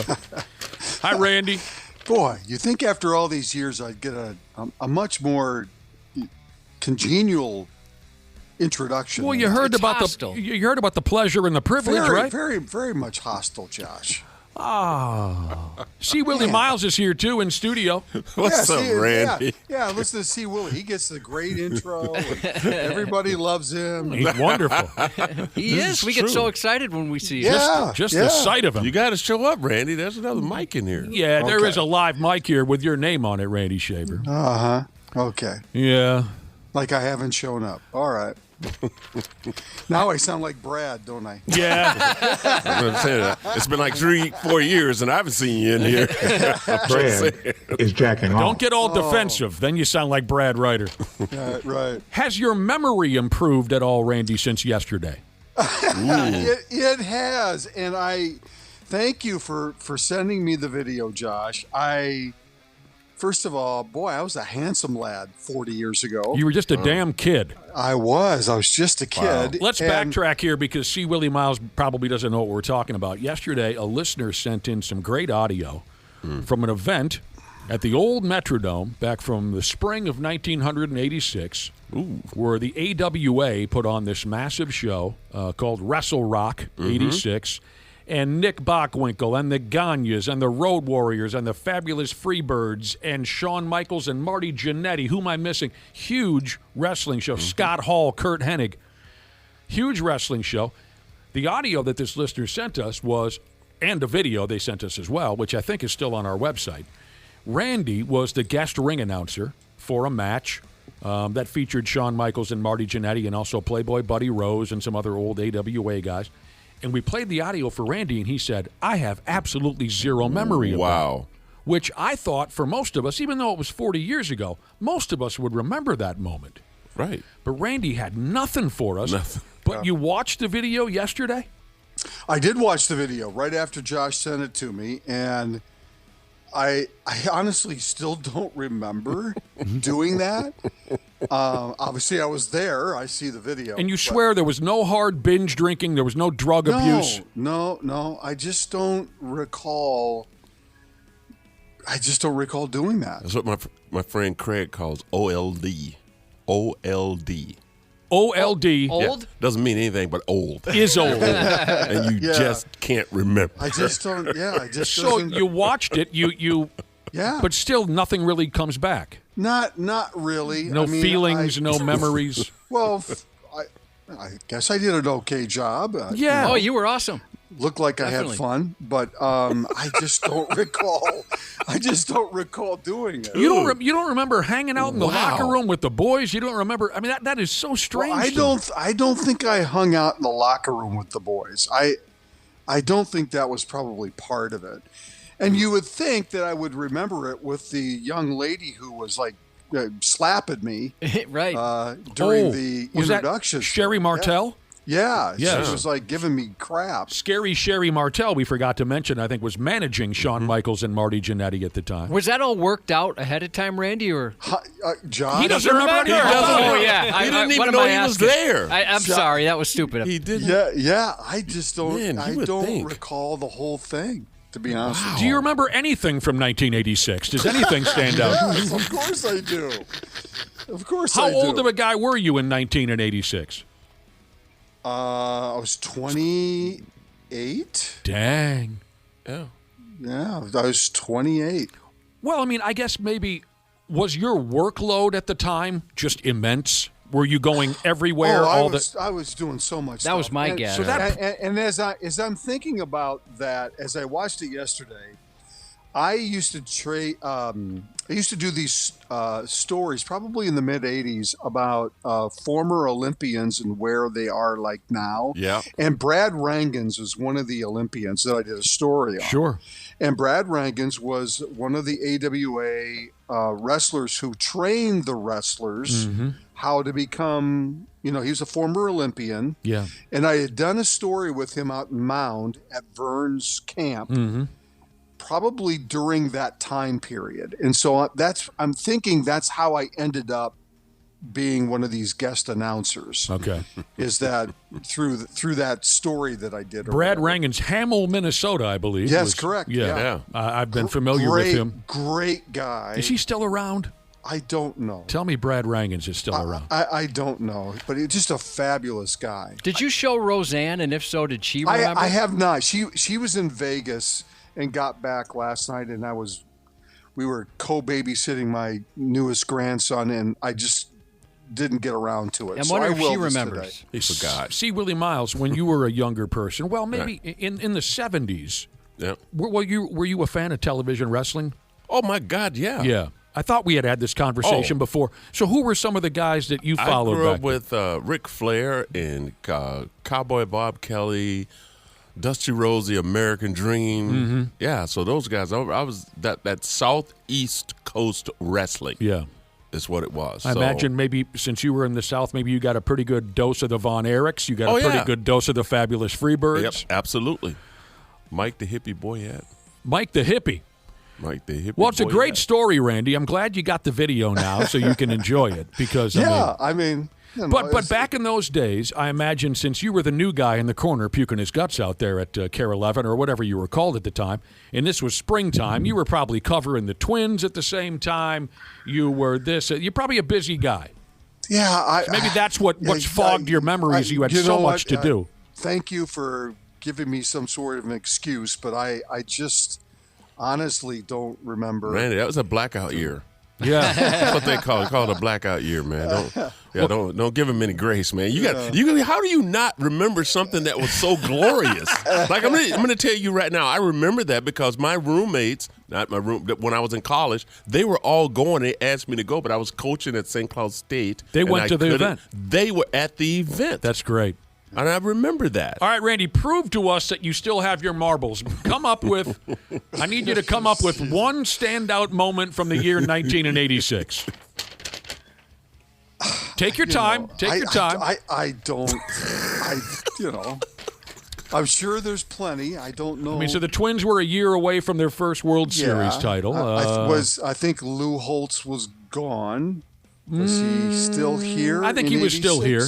I think he moved on maybe a year later. That's a good question. The North Stars were still in town. Neil Broughton and Dino Cicerelli and Bobby Smith.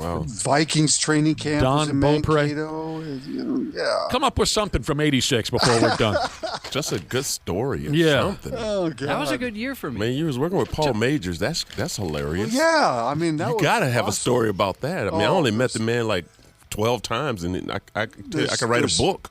There's plenty of those. Yeah. Forest Lake Front Load Jesus says, you old timers are making me sick. He says, I was born in '86. Josh, what stood out for you from 19 and then '86? It was transformative for me. Transformative. Right when I got into heavy metal, Black Sabbath, I was introduced to Black Sabbath, and it terrified me. Top Gun. Top Gun is the first movie I ever saw in theaters. There was some good stuff in 1986. All right. Wow. That's where we kind of started, like I was hanging out with buddies, biking all the time outside of the house. It was awesome. Never did a wrestling event, though, that I remember. Now, 4x4 Van Jesus says that Brad Rangan still owns that house in Hamel. I mean, I ride my electric bicycle past his home all the time. I mean, that was a big, when I was a kid. I'm glad to hear that if that's true. Yeah. And I hope that he's still, yeah. When I was a kid, that was a hell of a big deal. Because I was a big AWA fan, to know that Brad Rangan's was right down the street. I mean, that was a guy I watched on television. And, of course, there was that community of wrestlers from Robbinsdale. There were Flair, Rick Rude. The Road Warriors. Yeah. We don't need to cover that again, how special we know it's been here for so many years with all the local wrestlers that started here. But anyway, there you go. Well, all right. 1986 yes. Was the year that Bud retired officially again. Oh, right. His second time. His second time. And that's the year that Jerry got the job. Yep. So that's one of the standout things from 1986 is that Jerry Burns became the head coach of the Vikings. And we all know the pleasure we all got from Jerry being the head coach. Bernsey? Of the Bernsey. It was so 86. 3 years later, we learned that there are many ways to win a football game. Yes. My God. In the fall of 89, we found out there are many ways. Game, I mean, for $23, if you can get more excitement than that, hell, you're in the wrong operation. Let me say hell of a game. Let me say something. As long as I'm in this fucking job, Snelker will be the offensive coach. Oh, God. No fucking question about that. I don't like to name names after a fucking game, but we can't be responsible for the blocking. We can't be responsible for the fucking guys jumping offside. We can't be responsible for. We get down there and it was a dumb play by Anderson. I love Anderson, but it was a dumb fucking play when his shoe was coming off up the line scrimmage. We were hollering take timeout. We had a fucking trap play called. His fucking shoe comes off. That ain't Bob Snelker's fault. We have another fucking trap play, and if Finney picks up his fucking feet, he walks in. We got the fucking pass to AC out there in the flat. There's a ball thrown in low. That isn't Snelker's fault. Jesus. I think we did, yeah. Anything else? Carlos, you've had a kicking problem in the past. No, we'll stir one up. We'll stir one up here before they're done. Sansevere asking the question. People are the quarterback controversy. Burns hated that question. Oh, my God. So much. Folks are texting in about 1986. Master of Puppets came out. That's a True good story. True story. Lives in Brainerd says, in 86, I was 12 years old. I had the chicken pox, and the space shuttle grew up. It didn't grow up. It blew up. One listener says, I have an 86 Pontiac Fiero GT in my garage. Bro. Biological Jesus was a bartender at Lord Fletcher's in 1986. Wow. Is 86 when it became Care 11? Somebody said that's when it transitioned. It might be because it was WTCN, then it was WUSA for like 4 months. I think that's what they introduced you as. Yes, you were WUSA at the time. Yeah. Let me hear then it was Care 11. And now, ladies and gentlemen, it is my pleasure to introduce the next guest ring announcer from the sports department of Channel 11, WUSA TV. Please welcome Randy Shaver. Yeah, I used AI to get rid of all the booze. Thank you, Josh. But if you watch the video, you can still see all the topless women that were just beyond excited to see Randy out there. We've seen women excited to see Randy, haven't we, Nick? Yeah, Oh, yeah. Oh, man. Topless women at an 86 AWA show? No thanks. Yes, Josh is telling a true story, though. We did see a MILF NATO. Yeah, a lot of cougars. One afternoon. Outside a grocery store. We were doing that gimmick you guys used to do on television where each anchor tried to outdo the other. What's the word I'm looking for? Collect the most food donations? Yes, collect the most food donations. So, you had Perk, Bell. Russell Shamoka was at Rainbow Foods. Tim McNiff was at... Randy was out front some joint, and Josh and I showed up to support Randy's grocery collection thing, whatever it was. And suddenly, a couple of good-looking motor vehicles pulled up. Like big old... One lady was in an Escalade with it. She had a driver. That's the word. And she was wearing like a leopard, skin-tight leopard on. It's true. This is a true story. You are making that We're up. standing on the sidewalk with cans of soup at our feet, trying to help Randy shake. And here comes this Escalade and a Suburban, beautiful-looking vehicles, and the doors open. And these gals in their mid-40s were dressed like they were going to Second Chance Prom. and they're hugging Randy up and down and tapping him on the behind, and they gave him a big bucket full of groceries. They weren't tapping me on They're the licking his earlobe and tweaking his nipples. It was crazy. Writing him checks. Throwing bras at him. It was wild. Stuffed their panties in his mouth, and then they drove away. And Randy said, thank God the old lady ain't here right now. Oh, man. But wah-wah-wee-wah, he said. Thank you for your donations. Right. Oh, sure. 1986, they call it. Funny. That was the year I scored 5 goals against Minnetonka. Hello. Wow, that was the year. One friggin' game. That goalie didn't know what the F hit him. Dude, you were a stud. No question about that. See, Willi Myles. Okay, let's dive into the nonsense here. Oh, what year did you get married, Randy Shaver, to your current wife? 1986. Jesus, Randy. You had a lot going on that year. God, brother. I had to think a second. You just effed up, dude. 1986. He said, I think. Because 10 minutes ago, I asked you to remember one thing from 86. It's my 40th anniversary this year, 1986. Are you going to have a party? We haven't gotten that far yet. I think we're going to go out of town. Can me and C. Willie throw you a party? Oh, God. Hey. We'll bring back those women from the grocery store. Oh, they'd be excited about that.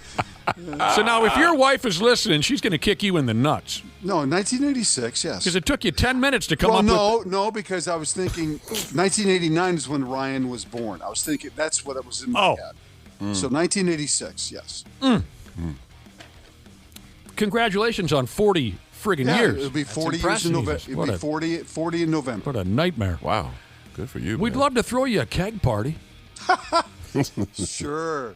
Buck wild. Let's just do it up in St. Cloud, because then everybody will feel. I got a place. If we do that. See, Willie and Dana can help you out with that. Yeah, I can show you around. See, Willie's still got a party house up there. Or my wife does. He's still renting it out some 40 years later. All right. I mentioned earlier the Twins are off to a good start in this here home series with Baltimore. Off to a good start. They won 9-5. Oh, how about a good night last night for Austin Martin? Had 4 hits, including a dong. Yeah. Josh Bell was the guy who opened her up. His 3-run rod turned a 4-1 ball game into a 7-1 ball game. And your guy, Dean Kramer, was terrific. He was terrific. I mean, looked like an ace last night. That's the way to go after the team that traded you and basically gave up on you. I mean, he did a great job last night. You know, Josh Bell has been awesome. Quietly very, very solid in the middle of the Twins lineup. So, I mean, yeah, nice win last night. Of course, I was scoreboard watching. Texas ended up winning 4-1 in 10 innings against the Angels last night, so the Twins don't gain any ground in the wild card. But Buxton's coming back this week. Took batting practice yesterday, ran the bases. We'll see how he feels this morning when he wakes up, when he gets to the ballpark, but it sounds like they're going to activate him this week. Maybe it'll be the Field of Dreams game? Could be, and that makes sense. Of course, they play the Phillies in that matchup. That's Thursday night. Yep, Thursday night. Down in my neck of the woods in Iowa. Dyersville is not far from where I grew up. The Iowegians, I understand, they're going to fill the seats Thursday night for the Field of Dreams game. That would be awesome. But nice win last night for the Twins, just to keep them close and keep them in the conversation. You know, honestly, and we've said this before, we would not be having any of these conversations if this was a normal year in the American League.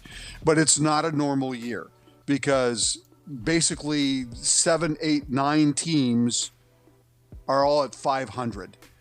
You know, if another team was running away from this thing like the Red Sox are right now in the wild card spot, we wouldn't even be having this conversation. But we would be satisfied with the Twins' record.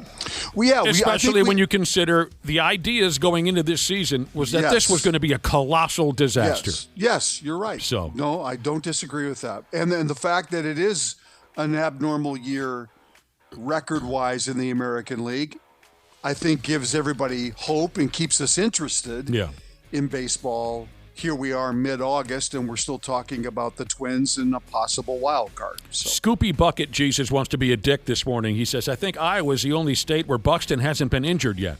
Oh, no. And while we're playing around with the Wayback Machine, we were talking about 1986. I mentioned that Biological Jesus texted in. He said he was a bartender at, Lord Fletcher's back in those days. But that was a lot of fun. And it sounds like he stuck around for a few years because he went on to say that the local wrestlers were always a blast when they'd come to the bar. I'll bet. But he said Chuck Knobloch was a douche. Oh. He kind of had that reputation, didn't he? My God. You know, those wrestlers, too, Dick, now that I think about it, you know, when I started at Channel 11, they did all those shows at Channel 11. Right. And so there'd be Saturday mornings where I'd go show up to work and they'd be taping a wrestling show in our studio. And so all those wrestlers would be hanging out in the hallways and things like that. That's also maybe why I was wrangled into doing that at the Metrodome that day, too. Randy be getting his makeup ready there before he went live, and he'd be sitting hip to hip with Dirty Dick Murdoch. Mad Dog Vachon. Yeah, Blackjack Mulligan. Yeah, so. The Moon Dog. What the hell was his name? Moondog. Josh and I handed that nickname over to Dusty Reichert when he was a member of the Golden Gopher men's basketball program. We borrowed the nickname. We called him the Moon Dog, Dusty Reichert. But who the hell was the original Moon Dog? AWA fans, who was the Moon Dog guy? Tell me. I'm pissed that I can't come up with it. Oh, wow, Song and Emotion Jesus texted in, Josh, and he said we should remember 1986 because that was the year that the best rock and roll band in the land released their debut record, Tesla, Mechanical Resonance. Dude, what a great record. No doubt. What a great debut record, so underrated. Thank you for reminding me of that. 86, Mechanical Resonance. Modern Day Cowboy, Little Susie, Getting Better, We're No Good Together. What am I missing, Josh? Rock Me to the Top, Easy Come, Easy Go, Coming at You Live. 6:30 tonight, Game 2 of the Orioles series tonight at Target Field. Bailey Ober going to try to get her done. It'll be fun because Cleveland is in Detroit for a 3-game series starting tonight. So those two teams are playing. The Sox are hosting the Reds, Texas and the Angels. So those are the teams that if we're scoreboard watching tonight, those are the teams that we'll keep an eye on. But all right. The fact that Cleveland is at Detroit, you know, somebody's going to lose some ground based on how that series goes. Thank you, AWA fans. It was Moondog Spot and Moondog Rex. There were two of them. AWA fans. They got it covered. Hey, it says here that the St. Paul Saints play their version of the Iowegian Field of Dreams game tonight against the Iowegian Cubs. So the Twins and Phillies play Thursday. Oh, so they're actually playing in Dyersville tonight? That's what I was told. Oh, wow. I wonder if you could find that on your television. Oh, God. That's pretty cool. I didn't know the AAA guys got a crack at it. Yeah, that'll be fun for them. The AAA. More and more NFL nonsense is piling up around here. Yep. A website called thebiglead.com has gone ahead and predicted which ball clubs will finish last in every division. You ready? Here's who they picked to finish dead last in the American Football Conference East. The Miami Dolphins. Mm-hmm. In the North, the Cleveland Browns. By the way, it says here the Browns have the longest division title drought of all 32 NFL teams. I'm a Browns fan from when I was a kid. I'd like to see that change. Mm-hmm. AFC South. Indianapolis Colts. Wow, the Titans will finish ahead of the Colts? That's according to the bastards at biglead.com, whoever they are. Interesting. Okay. AFC West, Las Vegas Raiders. Yeah. Now on to the National Football Conference. In the East. Tough division. They predict that the New York Giants will finish dead last. Yeah, tough division. That tracks. NFC South, Atlanta Falcons. That tracks. I don't agree with that, but that's fine. Who's taking their place? I think the Saints are still struggling to get going. I agree with that. Does your wife still have a crush on their coach, Stefanski, Kevin Stefanski, Randy? She does. She doesn't know he's out of Cleveland, though. Oh, wow. She still thinks he's in Cleveland, I think. Don't tell her. And I'm not going to tell her. Yeah, good call. She's going to look at Monk and go, my God, Kevin let himself go. Right. She's going to look at who? Monk. Who's Monk? Munch, the coach at Cleveland.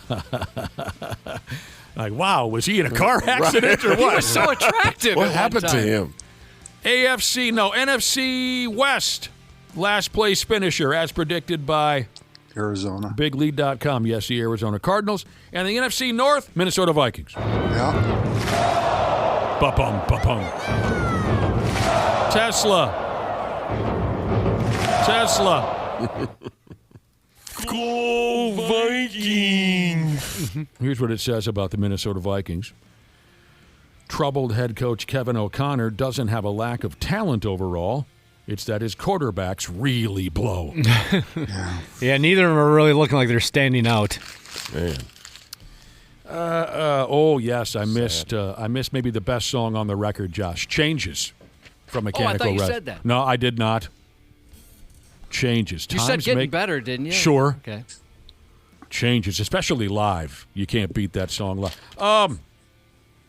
This here brings up a funny story or two. See if you recognize these names. It says here, Detroit Lions quarterback Teddy Bridgewater has decided to retire. I thought he already had. So now the Lions have no choice but to go ahead with the Pastronaut. Yes. Oh, man. I missed the Pastronaut. As their backup quarterback. They call him old Josh Dobbs. Good for him. Good for him for hanging around. For real. The Pastronaut. God, that was a funny couple of weeks. Yeah, wasn't it? What a roller coaster ride that was His here in town. downfall was learning the system. He just shouldn't have learned the system. Absolutely not. Let him do what he do, and don't show him a book. Just put him on there and let him play. Yeah, he was better. He did so much better. He was. He did so much better when O'Connell was just talking to him in his ear the whole time, basically, yeah. Don't run no plays. Hit whoever's open. Talk about pulling a couple of plays smooth out your ass. Man, Yeah. that's what he did. He had like one really incredible afternoon, and then he's like, oh, wait a minute. Yeah, I'm not that good. Right. It was like his second or third game. We went to Denver to watch them play Sunday Night Football, and I remember being in the airport in Terminal 2 and seeing so many people in authentic Josh Dobbs jerseys. I was just thinking in my head, guys, give it a couple more weeks maybe before we spend $200 on that jersey. That's what we do around here. Right, man. He was a flash in the pan. You love it for a guy like that just, show up and come in and win a game for you and just do some acrobatics. I'd never heard of him before that. Did you guys? No. Oh, well, I did. Yeah, I'd heard of Wasn't him. he? I'd seen him play He once was a or good twice. college football He player. seemed like a nice kid. Yeah, definitely. Someone has texted in about the Little League World Series. See, I don't follow such things. It says here, Wisconsin plays Minnesota today in the Little League World Series regionals. The winner plays Iowa. somebody, and then the winner plays somebody else. Sorry. Okay, go ahead. Minnesota and Wisconsin kids. Cool. Playing the Little League World Series today. See what happens. Now this might give some of you the creeps. Back to football real quick. In Arkansas, you got anything good to say about the people in Arkansas, Willi Myles, being an Alabamian? Yeah, they can stay there. Don't cross the border. Continue building that wall. In Arkansas, Yeah. a high school football player practiced for an hour with a venomous snake in his helmet. And he had no What? stinking clue. See? What? During practice, I'll tell you, Randy Shaver. During practice, he took off his helmet and he brings it to the sideline and he tells the coaches that something feels funny up in there. He thought it was an equipment issue. The coaches collectively wet their little pants when they saw a copperhead snake. My God. I guess it's the second most venomous snake Yes. you can find in that neighborhood.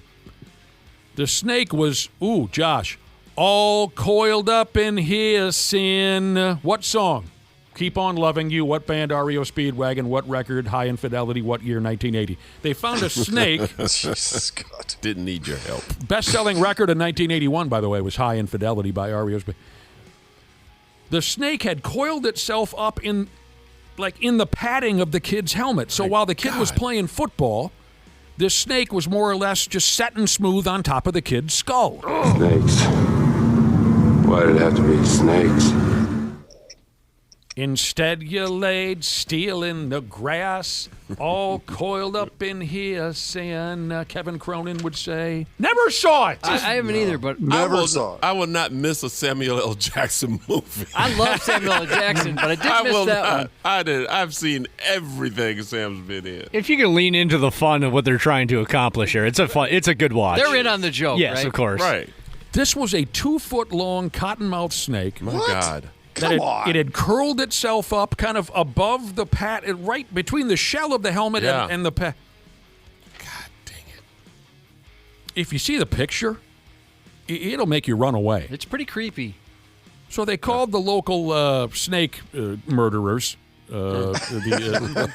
Otherwise known as the cops. And they boot-heeled the snake and the kid until the snake was unresponsive. God. Shot the helmet. Unbelievable. Wow, my God. What's it say here? Yeah, behind the rattlesnake, the cottonmouth is the second most venomous snake in town. They like to hang out in dark, protected spaces, so, watch yourself. Well, that's some kind of a miracle.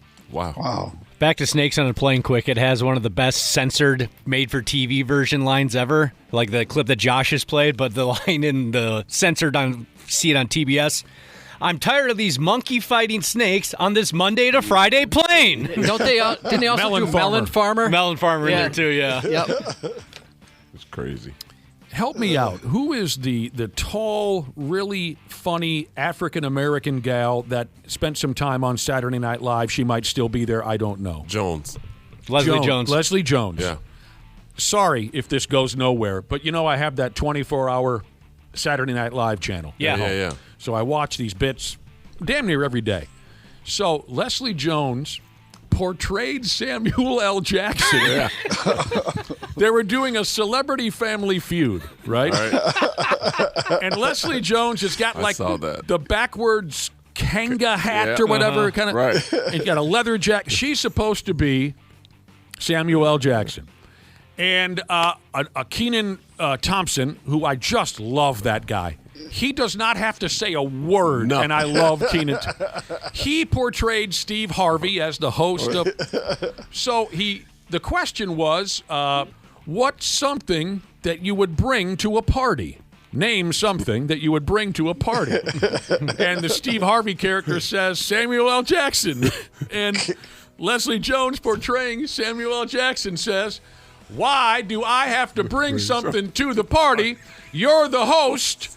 I will not bring anything, and I hope you rot in hell. And I mean, I'm on the floor. The Leslie Jones character couldn't hold it either. She can't.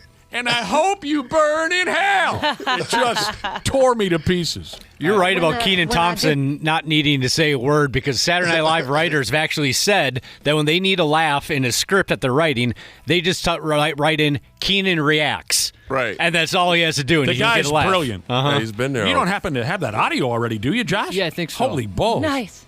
Samuel L. Jackson, something that you bring to a party. Why do I gotta bring something? You invited me. That's a stupid ass question, and I hope you burn in hell. I love it. That gal is also brilliant. She's so funny. She is. Unfortunately, it took her a while to get under Saturday Night Live. She's a little older than most of the people that were on Saturday Night Live when she started. But she's doing great now, though. I love Leslie. She's a sweetheart. Been in comedy clubs with her back in the day. Oh, God, help us. That's cool. You dirty bastards, the way they do that to me. The Bang Bros. They're ready to fold all of our wives and girlfriends this basketball season. Anthony Edwards and LaMelo Balls. I'd be A1 from day one. They're gonna do two things this winter: make babies and win ball games. The Bang Bros. Hello. LaMelo has his own style of tennis shoe, they say. A lot of players have their own signature tennis shoe, right? Mm-hmm.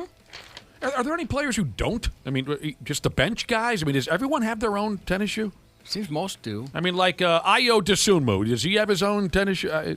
How does this work? I don't follow that world. No, you got to get if you got a sponsor. A lot of them have sponsored brands, but they don't have their own shoe. Okay. Yeah. You know, Yeah, there you go. That makes if sense. you're 7th, 8th down the list, I mean, you got to be like the 6th man. Okay. I suck at saying his last name. Jokic, right? Yeah. He doesn't have his own shoe. He You think that he would. Yeah. Really? It says that it's actually been widely discussed why he doesn't have a signature I can't imagine being 12 or 13 years old and wanting a Jokic shoe. Well, I don't know. I mean, he's I the don't best know. player. I'm in kind the of surprised by that. Yeah, there's a lot of cooler players, though. Knowing his background, wouldn't it just be a pair of cowboy boots? Oh, yeah. Doesn't he like horses or something? Yeah, with horse turds stuck to the bottom of the horse. I love that about him. Yeah. He just loves his little horses. Well, there's ones he's known for wearing, but I guess I can't tell if that's a signature of his or not. No. I don't know if Well, Jokic... they have one called the Joker 1. Oh. Is that the guy? I mean, it's got to be him. I right? have no... like I said, I don't follow tennis shoes at all. I know that kids will flip out when the latest... This article is from 2023, so I guess he could have one now. You just told us about an article from 20 and 23, and I hope you burn in hell! I can't stop. I'm sorry. Okay, so LaMelo Balls has his own tennis shoe, and he was asked who he would like to see wearing his shoes in the future. And he said, Jesus, Martin Luther King, and Malcolm X. That's a pretty heavy-duty list of VIPs right I there. got to tell you need to live a pretty good life. You want to see that. Change your ways now, bro. I'm gonna have to have some good shipping and This would have handling. to be a too. while ago as well. Those guys. You're going way back. I like his style. Oh, I do. Gosh, think about how expensive it is to do like next day delivery. Imagine trying to get something delivered to like heaven. That's going to Right. take a while. That's what I'm saying. That's going to be pricey. Especially if you're trying to take it away yourself. You ain't. He might have to have a surrogate. All right, people are saying that Jokic has his own shoe. Others are joking around saying he has his own brand of horseshoes. I don't know the truth here. I don't know what's happening. Yeah, it looks like he has his own shoe. All right. Oversized child Victor Wembanyama. Wembanyama. He's no longer the tallest player in the National Basketball Association. Yes, What? A new player has just signed a two-way contract, if you want to count him. I'll let you guys decide that. How big? A new player has just signed a two-way contract with the Los Angeles Clippers. He's a legit 7'5". Wembanyama is 7'4". This kid's name is Jamarian Sharp. He played a few seasons of college basketball. He played for Western Kentucky. He played for the Argonauts. He played for Ole Miss. And the last 2 seasons, he's been in the G League. But now that he's got a two-way, so they're saying he's now the tall, and you go from there. I don't get it. How does this happen? Like, what are you eating during your pregnancy? I just don't understand. 7'5". 7 foot. That's just nuts. Because, like, you're watching your kid grow up, and you think, okay, I'm probably like 6 feet. And you're like, oh, you're not going to stop. You're not going to stop there? You're just going to keep going? 6'5", up, 7 foot, what? Well, but this kid's probably 6 feet when he's 4. That's just You know what I mean? so bonkers to me. You kind of know you got something cooking when the kid's 6 foot at 4 years old. Like, great, now I got to buy a different house. Yeah. Can't even fit in the doorway. Yeah, car. Sell that trailer. Your clothing budget would be up there. The whole entire bedroom has to be the bed. Wow. So, I mean, we'll see if this kid turns into something. 7'5". There's been a lot of oversized oafs in the National Basketball. Yeah, I mean, yeah. That See how- couldn't. They could barely move. I don't know. What, I haven't seen this kid on video. I have not seen him play. Doesn't ring a bell either, looking at him. Western Kentucky. That's Clem Haskins' alma mater. Yeah, that's Clem's territory. Come on You now. bet. Now don't make me talk about Clem. Now I'm going to start crying. I think one of Minnesota Mr. Basketball is it Brett McNeil. Oh, Brett McNeil Yeah, went to Minneapolis Western North. Kentucky. Yeah, Minneapolis I remember North. him. That's my buddy. I remember that. Golf with Brett. Yeah. See, Willi Myles, you're going golfing today. You look like you're going golfing. 100%. Word. As soon as we off the air. Have fun. When's the last Take time 'em you with. golfed? When's the last time? Because I know you've said you guys were bros. When's the last time you golfed with one of my favorite all-time Vikings, Teddy Brown? At the Leo Lewis golf tournament. Now, when I've told you to July tell these 28th. gentlemen hello, have you told them hello? Absolutely, I did. Tell them that I'm very fond of all of them. Teddy Brown, Teddy Ricky Brown Young. said he'd love to talk to you. You don't want Ricky those Young guys on the are great radio. guys. Ricky Young, No, would he Ricky be? will never hang up, and you won't understand what he's saying. He laughs the whole time he's talking. I love people like that. Ricky is absolutely. Ricky is so from my neighborhood. He's from my hometown. That's right. Remember you telling us about that. And I give him crap all the time because he always says he's from Mobile. I said, no, you're from Happy Hill. There's a project that was built on top of an insane asylum. Oh, my God. So they call it Happy Hill. That's Dude, literally where he That's lives. great. And that's why he's crazy. They built that town on. That's right. I love Ricky, though. He's good people. I love it when you bring up Ricky Young and Leo Lewis and Teddy Brown. Yep, those guys. I golf with those guys quite a bit. Because when I was a kid, I watched them every chance I got. Hey, back to Victor Wembanyama. Wembanyama? He was asked about the possibility of breaking Wilt Chamberlain's record of 100 points scored in a single basketball game from 1962. He says he believes he can get it done. It's nice that he's confident. Yeah, it's not going to happen. Yeah, they'll break his leg before they do that. No. Yeah, when's the big injury coming for him? That's what I'm wondering. He looks the so next fragile. big injury, actually. The next big injury, yeah. Anyway. Well, he looks fragile, but he's not, though. That's so crazy. But, I feel like I could just push him over and it would hurt I'd so like bad. to push him over, and I would like it to hurt so bad. He's pretty solid, actually. Yeah, he's a sissy. Now, Dan, what's his name? Adebayo? Stan Adebayo? Bam. Adebayo. He scored 83 points last basketball season. Yeah. And he averaged 16 a game coming into it. Wow. Can Wembanyama get it done? I don't know. I don't think so. That Bam story is so funny because people are saying it was disrespectful to Kobe Bryant's legacy. Yeah, that's your social media right there, Dana. You're well aware how that works. How is it? Right? Did they explain how that is disrespectful? Because they're idiots. That's how. Yeah, it's not. Yeah. Passing Kobe Bryant, because Kobe scored 82, 15, 20 years ago. Bam scored 83, correct? Yes. So there are people out there, since Kobe died so horribly, he should have not past, whatever. It's so ridiculous. The guy's just out to. That's happened. You're right, though. That is spending way too much time on the internet. Yeah. That's Yes. Yeah. Someone's going to score 84. And this can be disrespectful to Bam's legacy. Yeah, whatever that is. He has no legacy. This is his legacy. Yeah. There you go. I do have a couple people who have texted in to say that Brad Rangens is alive and well. That's great to hear. Yes. That's great to hear. All those old wrestlers. Nick, yes. When I did the story with him, he was. I think part of the story was he was going to teach me how to do a move or take a fall or do something in the wrestling ring. Sure. But anyway, he was showing me some of the techniques they used to train the wrestlers, and one of them was to work out with a tree stump, a literal tree stump. Hello. Like you engage with the tree stump and try to. I'll never forget it. He had a tree stump that he would like bench press and walk with and lift above his head. Oh, it's come out the ground. Yeah, it's out the ground. Yeah. It's like and he's carrying it around Hamill. All the bark's off it. Yeah, it's one of those, but a tree stump. Yeah, I was like, what the hell? So it's a Rocky Balboa type stuff. Yeah. Training in Russia. Carry this up and down Hamill Road. Yeah, catch that chicken. Yeah. Stop by In Cahoots, have a cold one, pick it back up, bring it back to my place. Brad Rangens.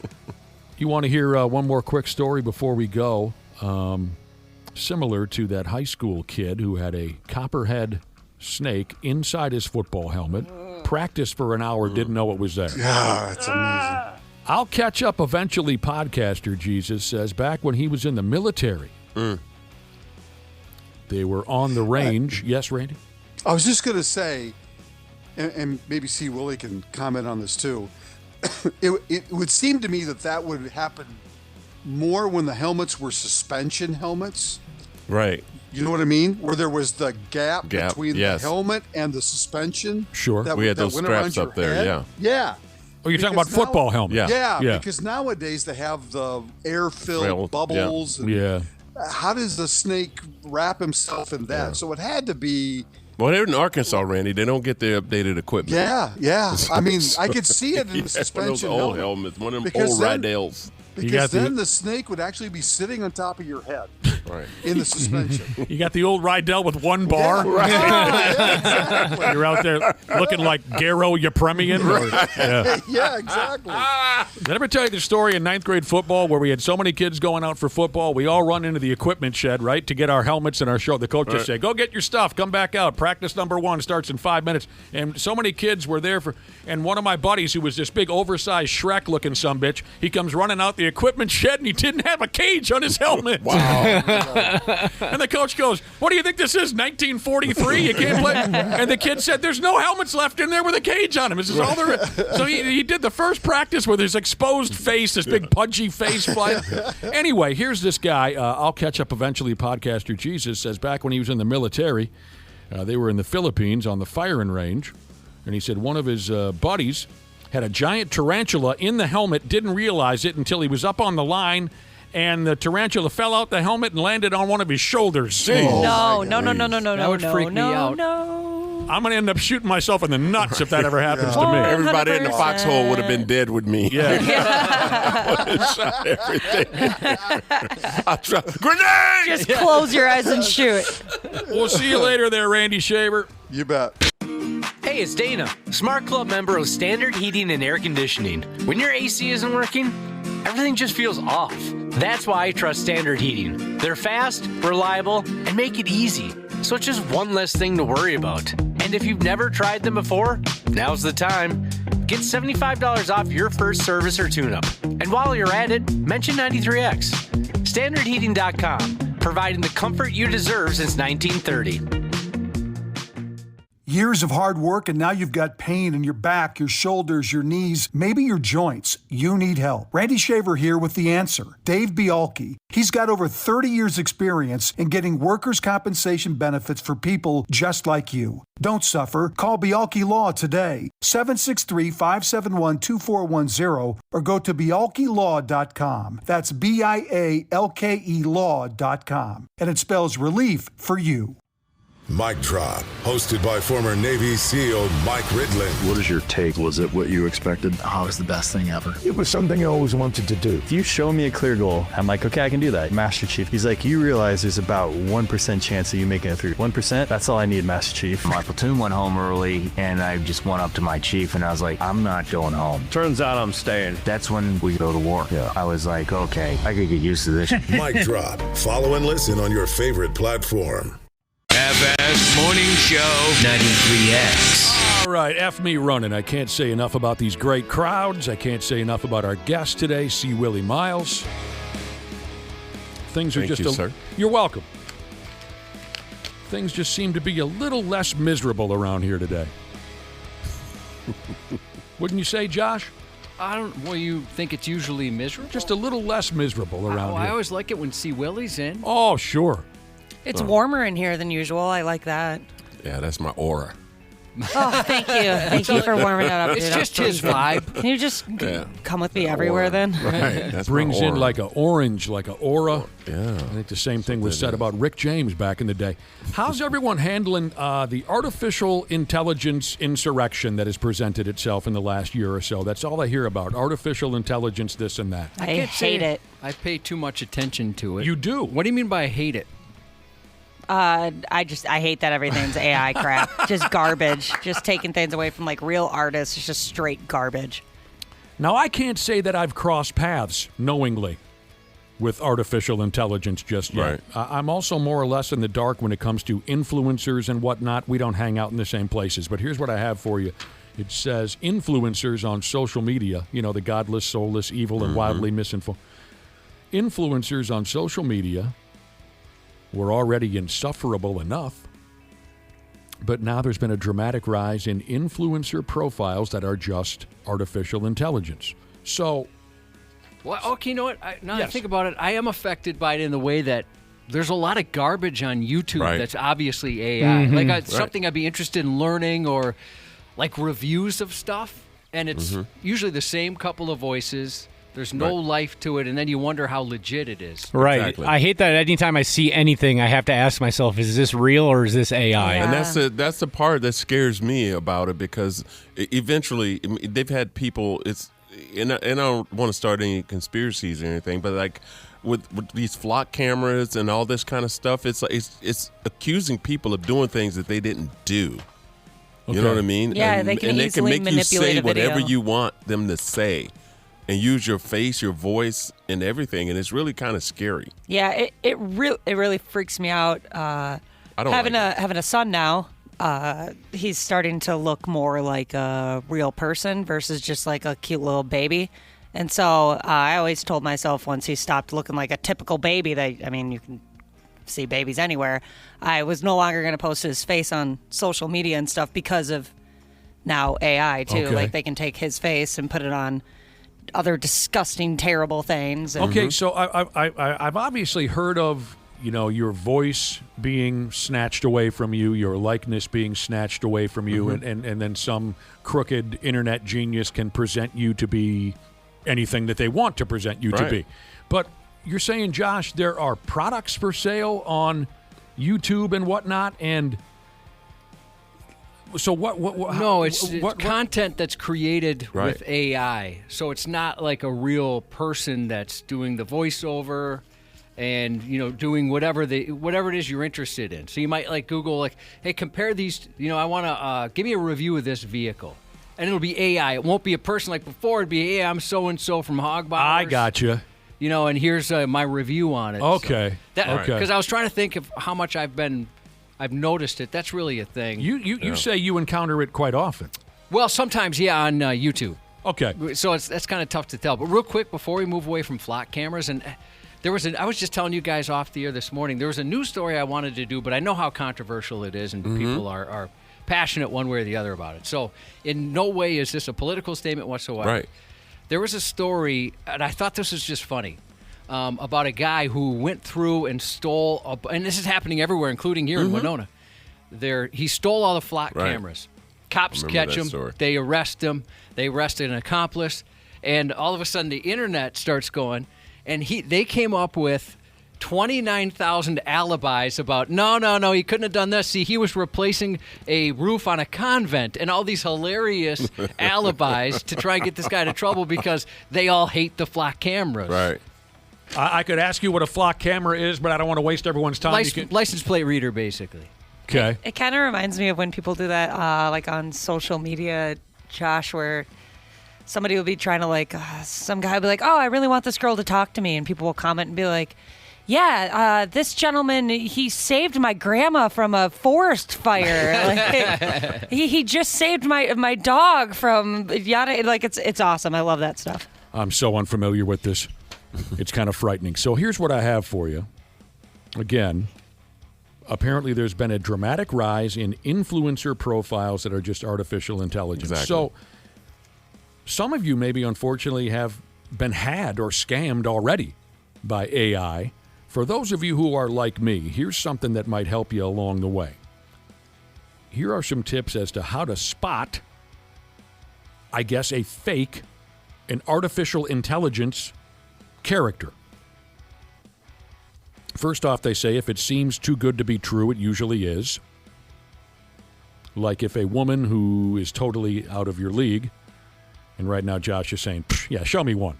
I can't think. I didn't even understand what that sentence meant. Right. If there is a woman who's totally out of your league, if she randomly slides into your DMs, you should approach it with a healthy dose of skepticism. Right. Okay? Too good to be true. It usually is. Tip number 2. If there's pressure to buy something quickly, especially when it comes to your health, if someone on social media says a pill or a supplement can fix whatever ails you, it's not true. It might not even be a real person behind the profile. So you've seen things like that before? Yeah, I'm going to be honest. I've never once thought those were true. Hey, here's how you lose 10 pounds in 10 days. Take this magic pill. Look at their hands and look at their lips. Right. Always the hands. Okay. It says here artificial intelligence struggles with rendering things like hands and facial movements. But it's improving every day, and this might not be a reliable tell in the very near future. I don't think there's any stopping it. The eyes? It's always the eyes, see, Willi Myles. Yeah, because they don't blink. Like who doesn't blink? I'd imagine you've paid so much attention to the trainings we take, Nick, and the AI trainings they've given us. I remember some of that. Yeah, some of that is coming back to me now. I don't quite recall details. Okay, one more tippy tip on how to spot an AI influencer, specifically an influencer, and I apologize, I have very little idea what I'm talking about. Consider the length of the video, they say. Time is one of the biggest enemies. Time is one of the biggest enemies of an AI-generated video. Short clips are easier for AI to get right because there's less opportunity for mistakes to appear. And glitches. So give me some other examples. Of like AI? Yeah. Well, remember not too long ago, I was really excited to tell you guys about this video of these bunnies jumping on a trampoline, and I was like, this is so adorable. And then I found out it was AI, and I was that was the one time where I fell for it because I was just so excited about the thought of bunnies jumping on a trampoline. Who the hell wouldn't be excited about bunny rabbits on a trampoline? And then once you focus for more than once you actually look at one of the bunnies, you're like, wait, why did they just disappear out of thin air? What happened? Right. They bounced and never came down. Yeah, I was like, I hate this world. No, I think it's dangerous. Personally, well, obviously, people are falling in love with the chat bots. Oh my gosh, those do not go on those Reddit forums. I checked them out just because I was curious. They're just sad. What do you mean? Like people actually believing that they have a connection to this like fake program. It's But they know ahead of time this is not a real person. I think they start that way, but they just get so Sucked in. Yeah, your brain gets morphed. It's dude, it blows my mind. Well, yeah, we keep every couple of months we get an article that says in 20 years men and women just won't have any interest in each other. They'll just all be masturbating to their AI girlfriend and boyfriend. Yeah, I'm not doing that. Oh. I know a couple people. Never say never, in my opinion. Right. Yeah, I'm gonna say Josh, never. open-minded. I was just reading a story this morning. Who knows? This could be AI generated. Well, probably not, because it's anti-AI. There was a farmer in China who listened to AI on how to get rid of some pests. Oh, no. And he ended up wiping out like 25 acres of his farm. It was giving him bad advice. So his livelihood is gone.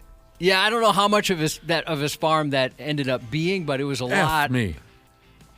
Listeners are saying, a couple of them say, shadows, reflections are a tell, a good tell as to whether or not you're dealing with a real person or a AI-generated somebody or another.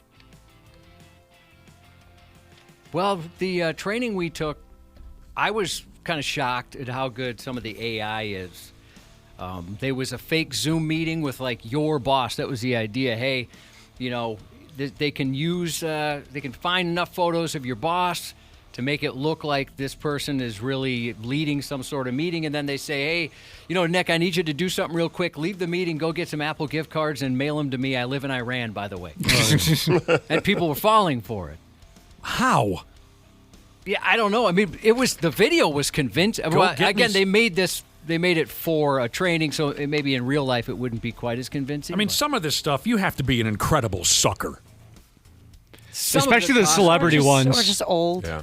When it's like a so-called celebrity slides in your DM, say, hey, I'm Keanu Reeves. This is my burner account, you know. Would you like a dick pic? Right. Or they ask you for money. They're like, I'm having some financial issues. Some money's tied up. I need you to wire me money. And people Some fall of for that's that way real. too easily. Like Heidi Klum and I, we've been communicating back and forth. for a while. Yeah, that's definitely And her. I know it's real. Yeah. And she is going to meet you one day. She keeps promising that, Josh. But she's got to keep sending her money. She'll get here eventually. You guys don't understand. She's a celebrity. There's a lot of stuff that gets in the way. Stillers fan Jesus says, my 64-year-old dad keeps giving money to AI women. He's too stubborn to listen to us. Oh, sorry, man. That's tough. She's that 25, sucks. or at least she presents herself to be a human being and 25, and a smoke show. He won't come to terms with it. I'm sorry to hear that, Stillers fan, Jesus. That would be so hard to tell your parent. Like, I don't even my parents will send me videos on Facebook or show me them in person, and sometimes I don't even have the heart to tell them, like, that's AI. I'm not ready for this. I'm not ready for this at all. Well, it's scary to think I'm how not it built could for be this. used, you know. Right. Yep. People be framed for something, you know, Right. whether or just the voice thing. Right. You know, like but that's you my said whole, something you didn't say. That's my whole point, is that you don't know what's real anymore, and I think anytime you create something, and if you don't regulate it properly, somebody's going to abuse it. Yep. I mean, that's just anything. Period. Yeah. They find a way to make it criminal. Ashley, you and I have to learn how to train bunnies to jump on a trampoline. Okay. Did you see the one that was replaced with raccoons? It was the No. same video. I but don't with even want to see raccoons. it. Oh, I bet that was cute Stupid. too. It was. Stupid. I bet it was. How dare they fool me like that? That's so mean. Yeah. You feel stupid, right? Yeah, that you bought I felt really stupid. Yes. There are so many ways, just reading all the text messages, there are so many different ways to be fooled. The dating thing. Mm-hmm. Yeah, I'm not learned enough for this. I think I might have gotten my identity stolen like last week. Somebody called me, and I forget that, like, I'm sure it is very easy to get the caller ID to say something that would make you answer the phone, and it said like United Healthcare, but like, you know, abbreviated or something. And I was like, oh, that's my insurance. I should answer. And as I'm having this conversation, I realized, like, the first question they asked me was a question that I would say. I was like, yes, this is Ashley. And I was like, gosh darn it. Yeah, you're not supposed to say yes. Yep. And the conversation kept going, and I was like hoping that maybe something would happen where I'd be like, oh, thank God this is a legit call. But I just got off the phone, and I was like, yeah, there's no way that was legit. Yeah, I'm screwed. A couple people have texted in about their elderly relatives. Yep. spending their last dime on some friggin' online scam.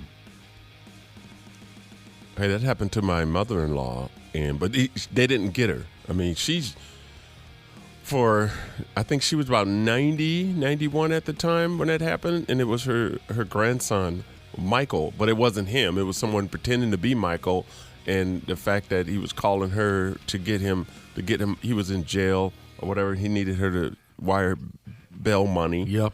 And she was just like, he said, but don't tell Dad. But Right. she was like, yeah, this ain't Michael. Yeah. Because your dad, you would call your dad. You wouldn't call grandma to get you out of, out of jail. My folks, when they were around, they got that same telephone Yep. call. There was some kid on the line claiming to be their grandson, saying, I need help, I'm in jail, I need money. Right. My mother was the one who fielded the call, and I can't remember what question she asked, because, she was starting to get at that point where she was falling for silliness like this. I was on the telephone with her 4 or 5 years ago, and she said, well, I got to go. I have to call the cable company. Apparently, I owe them like $300. And I said, hang on a second, right? So she was starting to buy some of this crap. So, yeah, she got that telephone call, too. I'm your grandson. I'm in jail. I need help. I need money. And she asked some question, and whoever it was on the line couldn't answer it. And she said, yeah, okay, bye. Yeah. But it's friggin' sad. Well, this guy got cussed out by. You need to find something else to do than we want to hang in. Your mother-in-law gave him an earful? She gave him the business. Has she ever been that mad at you? Oh, no. Oh. No. I get a lot of emails and texts from my mom. She loves me. You're her favorite. Oh, 100%. Yeah. My mom thinks she's being scammed all the time. And she kind of almost falls for some of those. Like, hey, your computer's got a virus. She's like, I'll send whatever amount of money I have to. I don't want a computer virus. Right. There's plenty of those where she almost falls You for and your brother got to keep an eye on her? Yeah. Now, if I ever reach elderly life, and I'm not counting on it, but Josh, would you keep an eye on me? We're probably going to we'll end up living together, I think, at one point. I think that'd be awesome. Keep an eye. If I got my laptop open, keep an eye on this. I will. Shut her down. You got it, pal. The 93X Half-Assed Morning Show. God help us, that's loud. Yeah, we're ready to barrel roll our way out of this nightmare in just a matter of minutes. We got to see Willi Myles in studio. We had a long conversation there about artificial intelligence, this, online, that, scams up and down everywhere you turn. So with all that said, I was also reading that a lot of parents these days, blah, blah, blah, blah, blah, all across the land, take it from me, parents just don't understand. DJ Jazzy Jeff and Jeff Will and Smith, the Fresh Prince of Bel-Air. A lot of parents these days have tech-anxiety. Josh, do you have tech-anxiety? No. I mean, I wish I understood the AI stuff we're talking about a little more, but not really tech-anxiety. Let me explain to you what they mean exactly by tech-anxiety. That's when parents worry about their kids' screen time habits. Parents worry about their kids' screen time habits or social media's impact on their self-esteem or whether they have a gaming addiction. Right. A lot of parents are saying they have tech-anxiety. Shoot, I think about that stuff now. My son's like But your almost kids- a year old. Well, he's always on the iPad, I've noticed. Oh, God, no. Those things will never come in my house. He's always on the dating apps. He's always playing He's trying to find a new mom. Farm. What was that game called? Farmville? Anyway, yeah. It says here most parents still want their kids to have access to a telephone for emergencies, but then it spirals into worrying about too much screen time. And too much screen time can make a kid go insane. It can. I'm glad my daughter was born. My daughter was born at age 7. Yeah. So that was before the big craze. Right. She was still into dad. I was born at, I think, one of the perfect times because I still, my childhood was still very Sunday morning cartoons, that kind of stuff. But then I didn't get a cell phone, and it wasn't a smartphone until I was in middle school. And, I didn't have access to the, internet through it. Right. And so I was still not just, engulfed in it 24/7. And then we got all the cool technology around, 8th grade, high school. That's when stuff, we got to learn that stuff. How do you police that kind of a thing, Josh, with a kid at home? Yeah. We're pretty. We certainly have conversations, but we're pretty lucky that he's not super into it. There are times like him and his buddies are all sitting around watching TikTok or something, and I'm wondering, like, why are you guys even in the same room? What's the point? Didn't they all just jump on those Lime scooters a couple nights ago? No, he wasn't a part of that. Oh.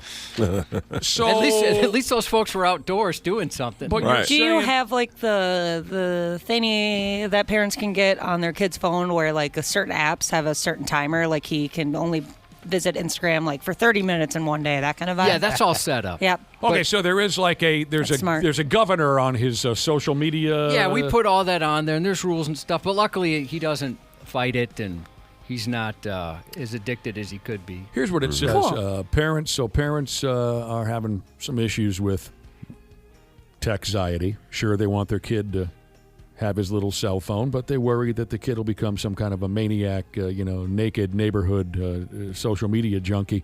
It says here that parents lose an average of 7 hours of sleep per week. Wow. Worrying about their kids and the social media gimmick. That 7 seems hours of sleep. high. I mean, They're it seems like stressed out. If you're dealing with that, maybe you just don't get your kid a phone. Maybe get new kids. Or new kids. Right, get rid of the kids. You said These kids are too stressful. Your kid's broke. Get you a different one. Ashley, you said your child is on the lookout for a new mother. Yeah. Already. He's been shopping around. It hasn't even been a year yet. But yeah, me and my husband will have these conversations, about later in life, like what age do you think he should get a phone? And I'm like, not until like 8th grade, I'm thinking, like 14, 15. Oof. And he was like, he's going to get made fun of. And I was like, yeah, that's true. I guess I didn't think about like, that aspect. I don't want him to be the only one and like be a weirdo for not having a phone. Well, maybe he'll start a trend and kids will think it's cool not to have a phone. Yeah, and I told my husband, I said, but what about like when he's older? Maybe he'll look back and be very thankful that we were like that. Like, sure, he might hate us when he's a kid, but maybe it's the best thing we can do for him. I don't know. I have no idea what I'm doing. My dad, everything my kids did was academically connected. If you want a phone, then you show me that you're capable of handling a phone. Show me academically that you know the responsibility of a phone and what you're going to do with it. There you go. That phone costs money. They're not free. That you don't run up my minutes because you were talking to your friend Tiff. Sounds like before 9. Sounds like you ran a pretty tight ship. Tight, really. My daughter will tell you. My son, not so much. But my ship was so tight with him that the dude doesn't even talk to me anymore. He can't get over it. He's still mad at you? Oh yeah. He blames me for all of his ills. Well, my daughter loves me for all the restraints I put on her because I'm saying this will teach you. And when you have kids, you'll understand. You can't just let them run wild, man. Yeah, well. Be easier. Yeah. But she didn't get a phone until 11th grade. We were like a bunch of wild dogs. Right. But we didn't need them back in the day, dogs. though. We didn't need phones back in our day, though. I mean, our parents didn't want to get a hold of us. There were no cell phones when I was a kid. No. You know what I mean? So you had long-distance phone calls for real. This reminds me of a conversation I was just having the other day about how eventually there will come a time where, like, say I'm saying like, oh, I'm going to Sam's Club this afternoon, and somebody like my mom, or maybe even you, see Willie, maybe you're like this, be like, oh yeah, you take 35 and then you take a right and then you go over there by the big rock and it's like right there. Right. And most people are like, I can just like look it up on my phone. But there will come a time where there isn't going to be those people around anymore that know how to get places without your phone or GPS. You're right, Ashley. It's embarrassing. I have a very good sense of direction, but I don't know street names whatsoever. I just know how to get from point A to point B where I'm going. When people say, like, oh, you take this exit or then you take I don't know what streets they're talking about, even though there's streets that I drive on all the time. Yes, I do the traffic here. You guys hear me. I do it every day. I look at like 494, 694, the directions. If you ask me right now what way 35E runs, I have no idea. I have no clue. You have no clue? Is the E mean east? Yeah, technically, because it's east of 35W. So does it go east and west? It does not. See, there you go. I mean, there's times, but it is north and south. Dude, no clue at all. I hate myself for That's got to it. be a generational thing because we didn't have GPS, obviously. So, yeah, I very much pay attention to that. Although I'll still use my GPS if I go to a part of town I'm not familiar with. Yeah, when I started driving, there was GPS, so I had no reason. I struggle with that too at times. Actually, I have very little sense of direction. You know what I use GPS for mainly? I know where I'm going, but I use it for traffic. Sure. Fastest route? Yep, I use it Fastest for that route. reason I too. use it for in case there's an accident ahead. I don't want to ease up. I don't want to, if I say it's crash ahead, I know I can exit right here When and they get to where I'm going. I suck at all that Or stuff. police. It drives my wife crazy because I can't figure out the GPS thing, and I'll come home from work and say, "Well, Jesus, balls, it was a 30-minute traffic jam on 394," and she'll say, "Well, dummy, if you could figure out the GPS, you would have known." Rerouted you. Ashley, I'm with you. I have very little sense of direction. I don't understand where I'm going. I'll get you there, but I have very little understanding of where I'm going most days. I have noticed that, like, if I'll say, hey, it's on the southeast side of 494 and 100, you'll look kind of confused. I'm like, is there a Burger King over there? Give me a landmark. I need landmarks. I was not blessed with a sense of direction. I just kind of, I just hit the gas and I try to figure it out by the tree line. Right. Anyway. Yeah, a lot of people are texted in on this. Almost always, if it's a odd number, it's north and south. Even number, it's east and west. Do they do that on purpose? Or? Yes. Yes, they do. I go by the tree was line. not an accident. They had a plan in place, apparently, that I had no idea about. Well, thank you. I will not remember that, but thank you. That's hilarious. When the apocalypse hits, Yeah, I'm going to find a truck driver. if Ashley and I are in a car together when the apocalypse hits, God knows where we're going to end up. We can go north. That's about it. I just bought the 2026 Ram McNally, so I keep a book. They still of make maps. that? Oh, wow. Yeah, baby. I loved that thing. Yeah, you got to have a Ram McNally handy in case when it all goes down, baby. When the satellites come down, I'll be like, follow me. Ashley and I will end up in Nova Scotia. Hey, that's a good place to be, though. We're going to be in like a Duluth area. I'd be like, we got to be like in the middle of Canada by now. Why does nobody speak English anymore? How far south did we go? Hey, thanks. See Willi Myles. You bet, baby. Have fun golfing. Yeah. Always. Hit him straight.